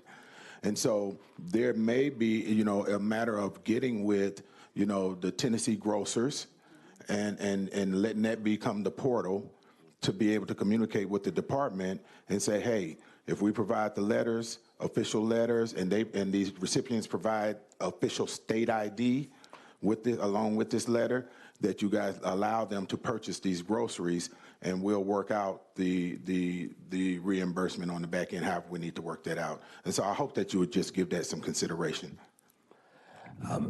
Representative Parkinson, again, I appreciate it, and I would be happy to think that through. I would tell you that it isn't near as simple as you laid out. Your scenario is for one jurisdiction. Yes. You were talking about doing this for, hundreds of thousands of Tennesseans all across the state. We are Tennessee, sir. And so you said it yourself. We take it under advisement. Yes, sir. Thank you. I appreciate it. Thank you, Mr. Chairman. All right, thank you. Next on the list, Chairman Hale. You're recognized. Thank you, Chairman. When you talk about these programs and pilot programs and being able to move families and improve their lives, I want to give a shout out and Representative Chairman Williams also for Empire Upper Cumberland and the work that's been done there. And Director Farley, matter of fact, texted me earlier and just wanted to get together to talk about the impact that has had for families. And if we can take that and spread that across Tennessee, we're able to get those people that now need those services. Now they've improved their lives, their families' lives, the community's lives. So for that, but then my question moves to something different. So could you tell me if the department plans to participate in the summer EBT program next year? And then second question to that is, what was the difference between the people that were served and the cost maybe between the summer EBT and the TSNI? So if you can kind of, because that had been some question this summer as I've been out and about. Representative Hale, thanks for the question. The governor authorized the summer nutrition program where we were appropriated $3 million in order for summer feeding, and we did not do the food and nutrition service summer EBT program. And so of that $3 million, we served 18,000 children this past summer, and spent all but 5% of that $3 million. It would be our intention with similar funding to do the same thing for this upcoming summer. I would highlight that there was, much hue and cry about not starving the children during the summer. And this $3 million was made available. We served 18,000 children, but 5% of those dollars are unspent. And it wasn't because they weren't available. So my argument is, and has been for a long time, we don't need more programs. We don't need more spending. We need to spend what we spend more effectively and efficiently. We need better systems. It's good. It's good. Thank you. I appreciate that. Thank you so much. Thank you, Chairman. All right, thank you. Members, we are getting closer to the noon hour. We've got everybody on the list. You're going to get your opportunity. I'm just going to, again, reiterate the point that keep your questions brief, keep your answers brief as well. Leader Camper, you're recognized. Thank you, Mr. Chairman. Thank you for your presentation and all the innovation, that you guys are doing within the department. There's an Affirm office in my district. Yes, ma'am. And they're doing great work. They're wonderful. Yes, they are. They're turning people's lives around and helping fathers. So I really appreciate the things that's happening there. You talked about the impact SNAP is going to have and what we can and can't do. I do think there's some things we can do from a discretionary perspective within your department, within several departments. And I will say I did reach out to the governor about that. Because I think he should, use the power that we have here, regardless of what's happening at the federal level. And I really would like to talk to the issue of bipartisanship because, when you do work in a bipartisan nature, which we've done with you to help get things done, and oftentimes at the state level we've done that, and we've committed to that would be something that we would do. But it really takes compromise to get it done.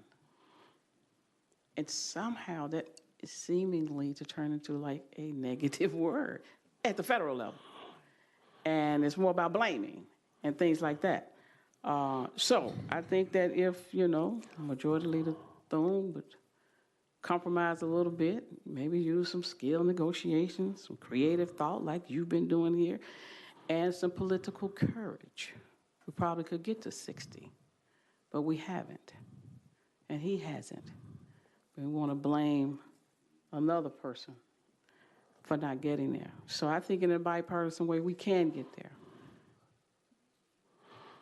My question to you is, with respect to, and I get you said the TANF reserves were already obligated. Yes, ma'am.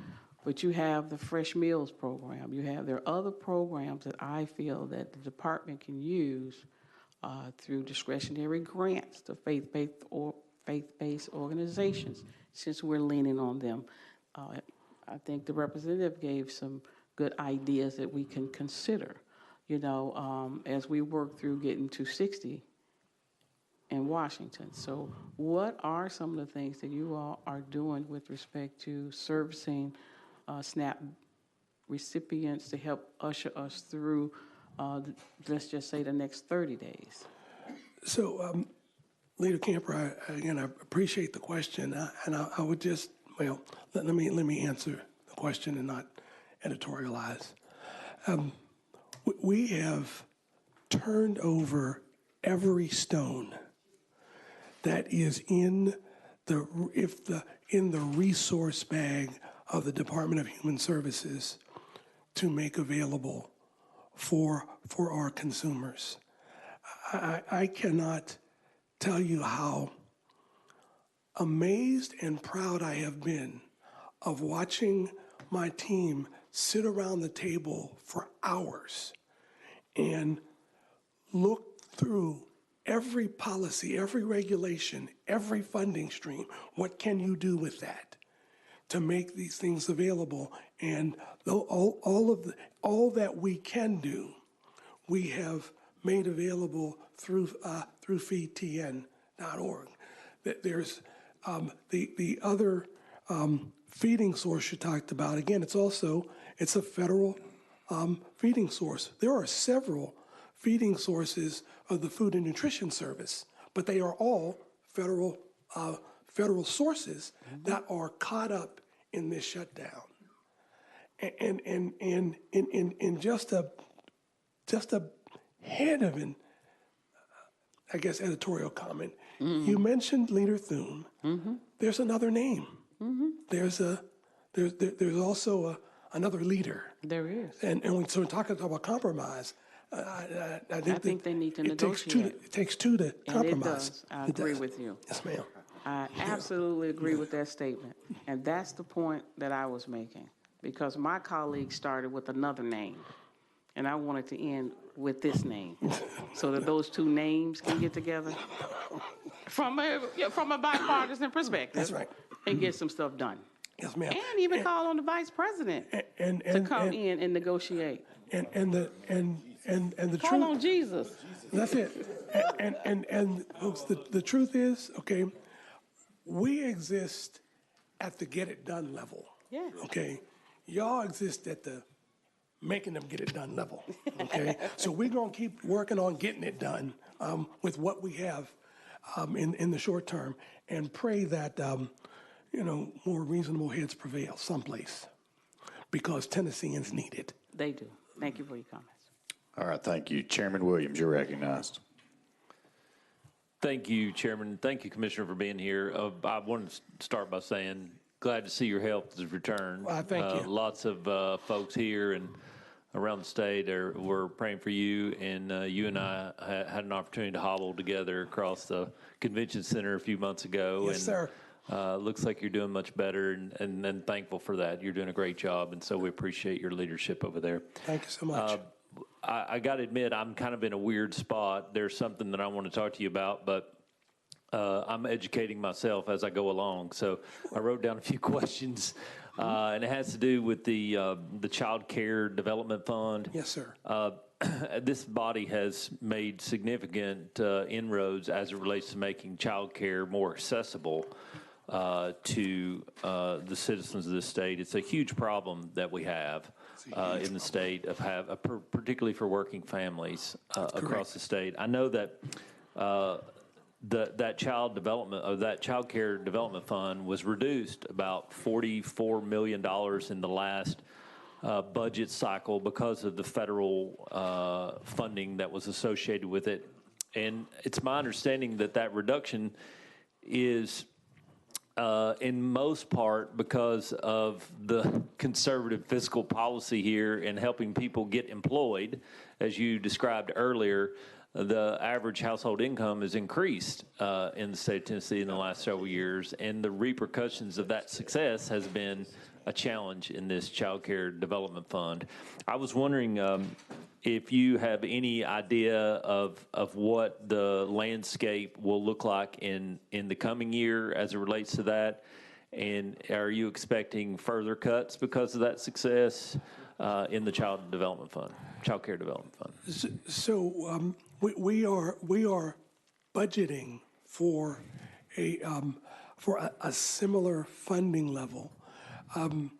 This was a little bit complicated, but because of a decrease in the number of children in Tennessee receiving free and reduced lunch, that then that calculation ended up impacting our Child Care and Development Fund to the tune of $44 million. And this happened in the last quarter of the fiscal year. So we had budgeted and were spending per plan, and then get hit in the last quarter with this $44 million reduction, and had to scramble and reduce already contracted services in order to meet that $44 million reduction. So we have planned accordingly for this fiscal year.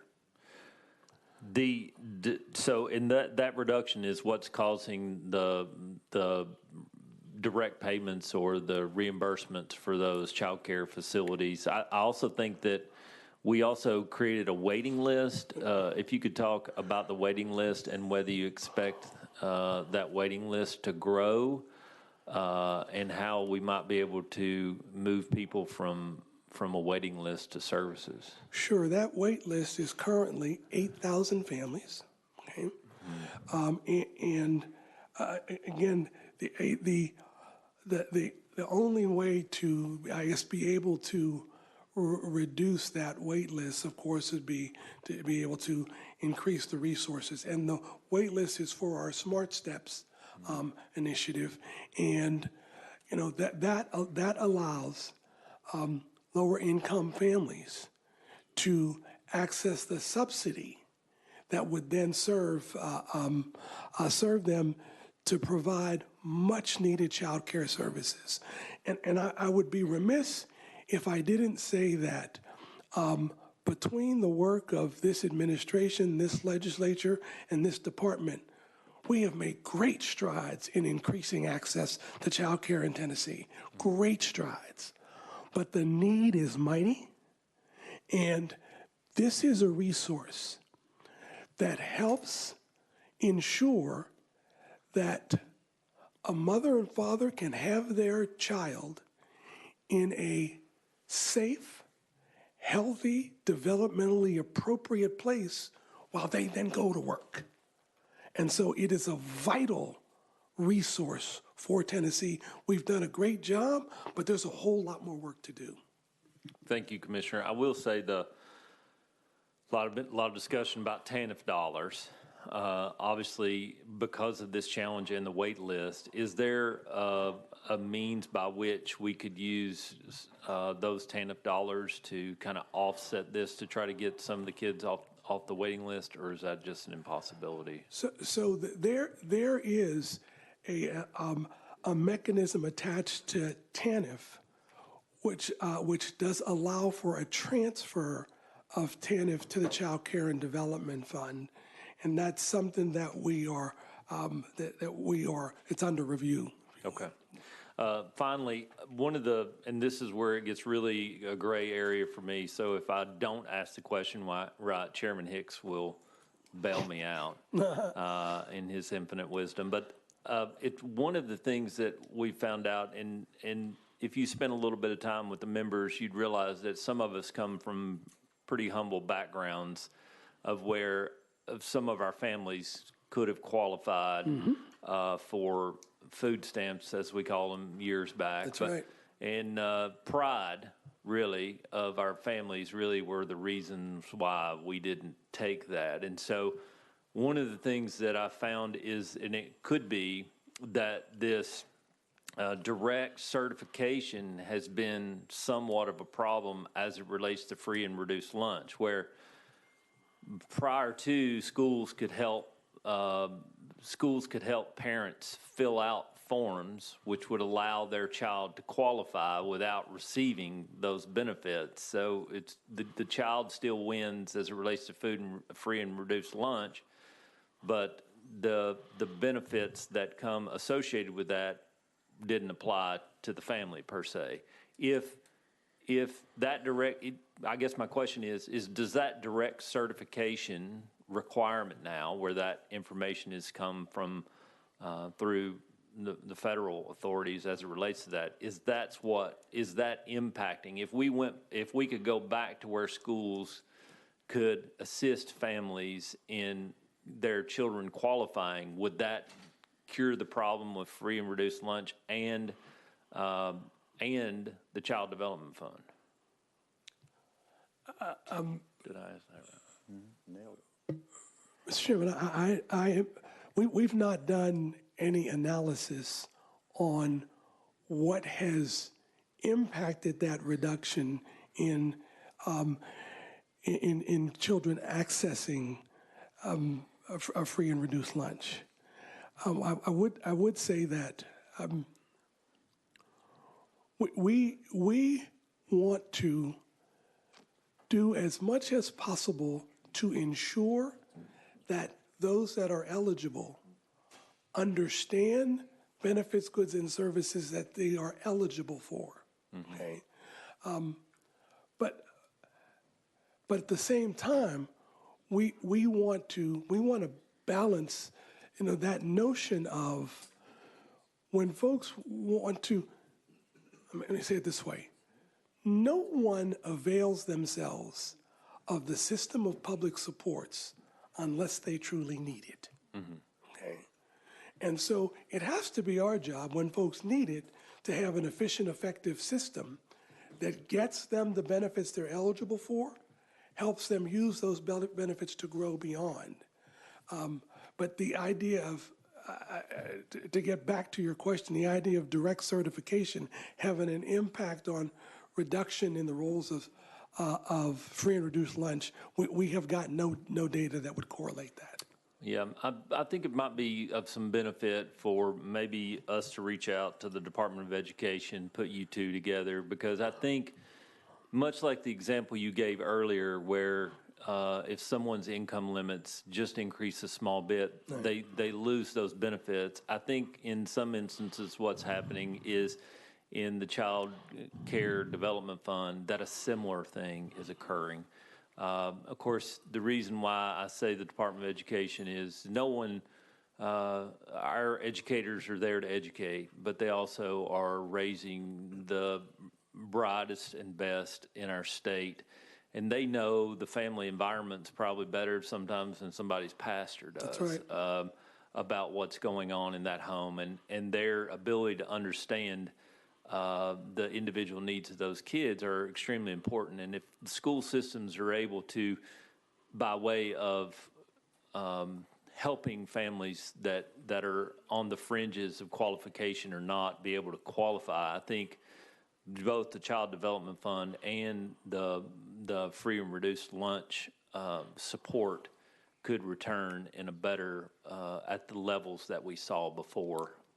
And I'm hopeful that maybe we can sort that out in the coming months. And I would just say that we have asked the Food and Nutrition Service to give us the data by which they made this calculation, because that ended up in this reduction of $44 million. Because Tennessee was one of 3 states that were significantly impacted this way. Mm-hmm. And we don't know of anything we did in Tennessee that would have been different, that would have resulted in this. So it was California, I think Tennessee and Georgia, I think were the 3 states that had this kind of significant reduction. So we actually want to check the federal government's work in this, because we don't understand how they calculated to get this. So that is something that's still under review. Okay, thank you. All right, thank you. Next on the list, Representative Love. Thank you, Mr. Chairman, and thank you, Commissioner, for your presentation. I had a question first about the pilots. Yes, sir. How is the pilot in Nashville doing for the TANF pilot? It is doing amazing. This is the one that is focused specifically on this benefits cliff, okay? And again, the notion, and Chairman Hawk spoke to this a little bit, the notion there is that in serving the participants, as they reach particular milestones, there are then payments attached to that so that as their income grows and they would be otherwise have reduced benefits, the milestone fills it in. Okay. So it's creating that glide path. And this is, I said, these things are going to be literally nationally modeled once this work is done. So it's going wonderful. Yeah. Representative Love. Thank you. Thank you for your explanation that I had experience when I ran a child care facility, 18th Avenue Family Enrichment Center, some years back. Mm-hmm. And one of the challenges I did have is giving raises to employees who were on assistance. That's right. They're working, and we wanted to give them raises, and they would say, Mr. Love, I can't take the raise because if I do take the raise, I'll lose some other benefits, and the raise was not going to be enough for them to be able to get other services. And so I'm glad that we're looking into that, and I think it's going to be a wonderful idea when it's implemented fully across the state. And don't you understand how ridiculous that is? Sure. Okay? We literally have built a system that traps people, that says you can't move forward. Don't move forward because we're going to penalize you if you do. That's the stupidity of the design of the system that we currently have. Representative Love. Thank you. I did want to ask about the prevailing subject of the afternoon, SNAP benefits. Yes, sir. But mine is from a different angle. Mm-hmm. So when I go to the website for Feed Tennessee, type in my county, it takes me to several faith-based institutions that provide all these opportunities. That's correct. Here's a question I have. What if I am the pastor of a faith-based institute that's not on this list and I'm not prepared fully for the full arrival of everyone who might have issues, but I want to be able to serve some people? Is there a possibility, to piggyback on my colleague's question, that a letter could be provided to the recipients of SNAP benefits, maybe in the 37208 zip code, that then could present themselves to institutions in that area, and we would know that those particular persons are not having the SNAP benefits given to them, just so that because we want to feed, of course, everybody, but if we want to make sure that for this particular time frame during this crisis, that we could address the issues for these particular folks, right, that they could present. Because I don't want to have you give me their address or their name. We couldn't do that. I know. That's right. So I'm not asking that. That's right. But if they could be given a letter from your office, and then if they can then know that on Tuesday, that Lee Chapel AME Church is going to open their doors, because we're not on the list, right? And we're not trying to get on this list to provide for everybody, but for that select group of folks that we can't provide for, could they get a letter from your office, possibly, that they could then present to us and we say, you know what, this is the letter from DHS, and you can then get those benefits? Not the benefits, but the food pantry items. I understand, and Representative Love, we have got all of our energy right now dedicated to how do we maintain services and staff through this period. And we would literally have to turn our energy to developing this completely new mechanism and not managing the moment. Okay. We have got our folks literally around the clock, and this thing is so fluid, trying to manage the moment. If we had to divert, and it would be significant energy, to, again, building a different mechanism, we wouldn't be managing ourselves for the moment. So I think literally the best thing for all of us, and I hate to sound like a one-trick pony here, but really the best thing for everybody is for cooler heads to prevail and this mess to get over. Okay. Thank you, Commissioner. Thank you, Chairman. Thank you. Next on the list, Chair Lady Moody. Good afternoon now, and thank you so much for being here and taking our questions. And I just think about that phrase in the Bible, for such a time as this, that you were chosen to be here and your staff, and thank you for all your hard work on this in these difficult times. But my questioning here will be along the 3-year child care pilot program. Yes, ma'am. And so hopefully give you time to brag on some things, but what we were wanting to know about the $45 million total that was established for this, has it all been spent? So first of all, how much? First of all, want to thank you so much for your engagement for Tennessee children and making this fund available.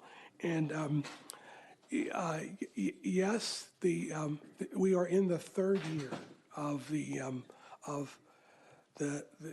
this important fund, and we have done some really value-added initiatives with the funding.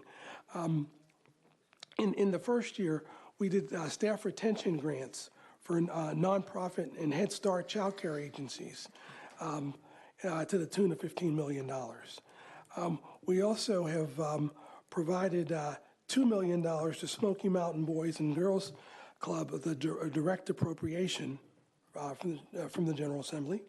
And then we've done a new care partnership grants to support expansion of child care capacity and to incentivize employer investments. Total awards so far is about $7.2 million. And so, yes, ma'am, we have spread those investments across the child care landscape.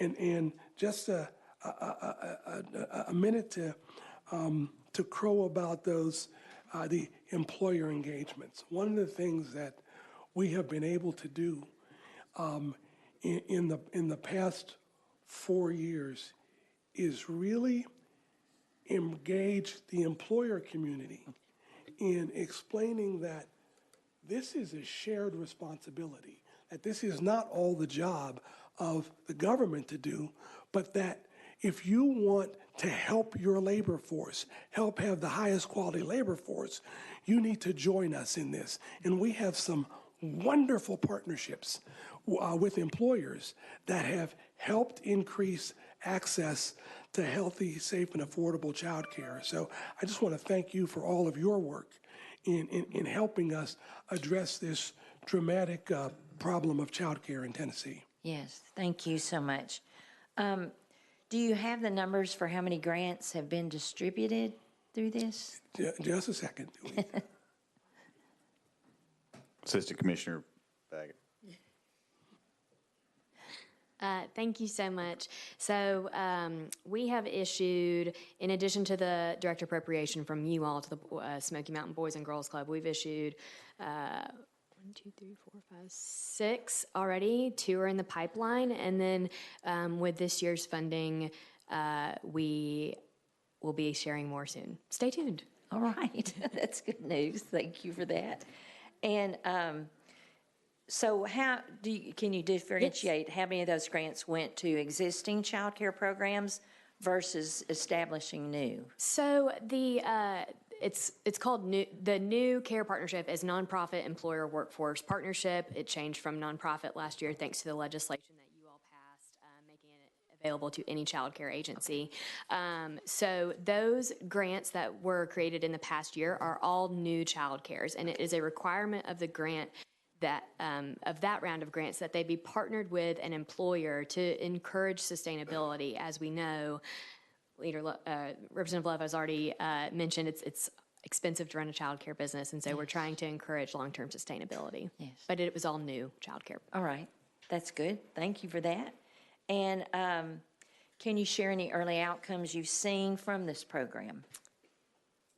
Well, there's new childcares located in the community. That'd be my first response.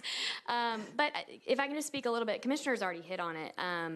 We have encouraged employer partnerships even outside of the new care partnership process. And things that we've seen from employers is low turnover, higher retention, loyalty to the company. There really is a benefit. And it doesn't always have to be the very top line where you build one on site. That's great. We'll help you do that too. But we'll also, at DHS with our pre-licensure unit, help match you to an existing child care program that may have some slots available. You just have to reach out to us, and we want to help you fit what needs for your employees. It's a huge passion of our department.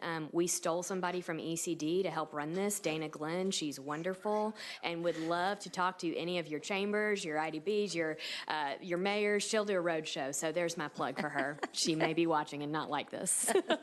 Well, we'll just see. Yeah. But now, you have to inspect what you expect, right? Yes. And so I thank you for reiterating, but adding to that question.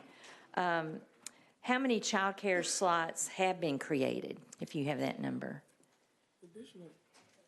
An additional 20,000 during our last 4 years. That's great. Great.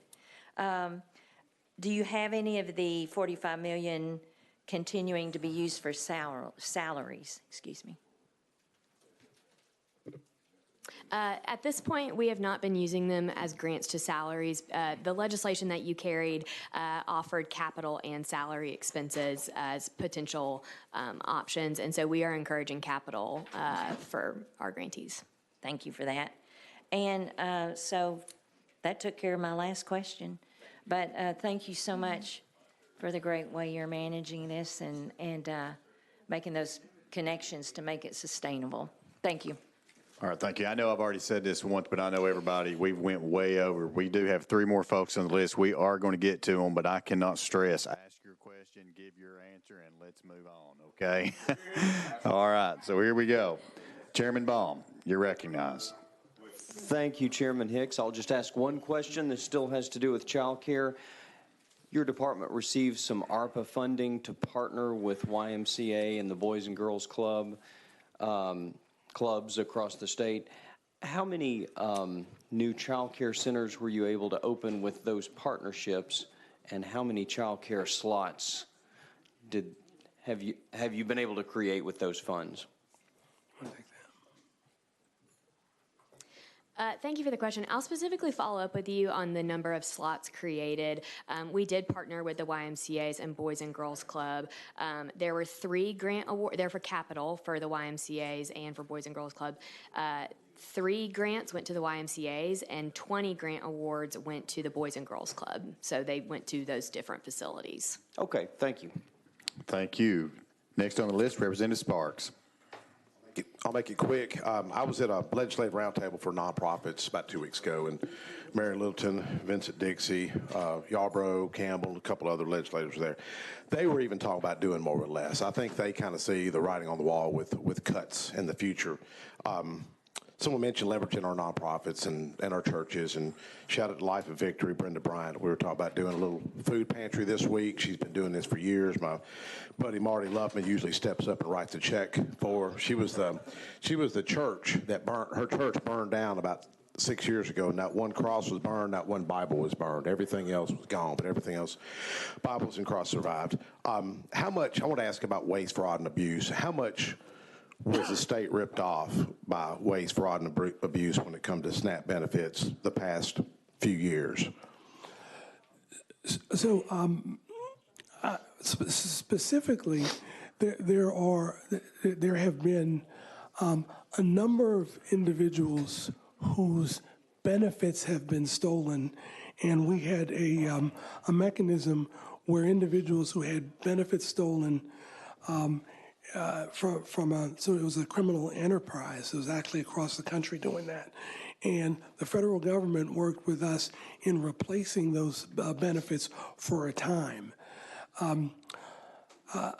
But other than that, I would argue that there is no greater degree of fraud, waste, and abuse in the human services system than there is in any other very significant engagement. And we have an Office of Inspector General that its job is to ensure that the integrity of all of the funds that are meant for serving the most vulnerable Tennesseans, that all of those funds are expended as the legislature intended them to be expended. So we work, and we have an annual report that lays out issues of fraud, waste, and abuse that we work to mitigate. Do we have enough agents and folks looking at that, do you feel? I'm sorry? Enough agents, auditors looking into this? We absolutely do. Yes, Okay. sir. All right. Thank you. Thank you, Chairman. Thank you, Representative Capley. All right, that's it. That's all the folks we have on the list. Commissioner, thank you so much. Thank you so much for the opportunity. Being here, and certainly great to see you. good to And see thank you. you for your staff. Thank you for answering our questions. Thanks so much. All right, without objection, we will go back into session. We're in session. That does complete our calendar for today. Do we have any further business coming before the committee? Hearing none and seeing none. Without objection, we stand adjourned. We're adjourned.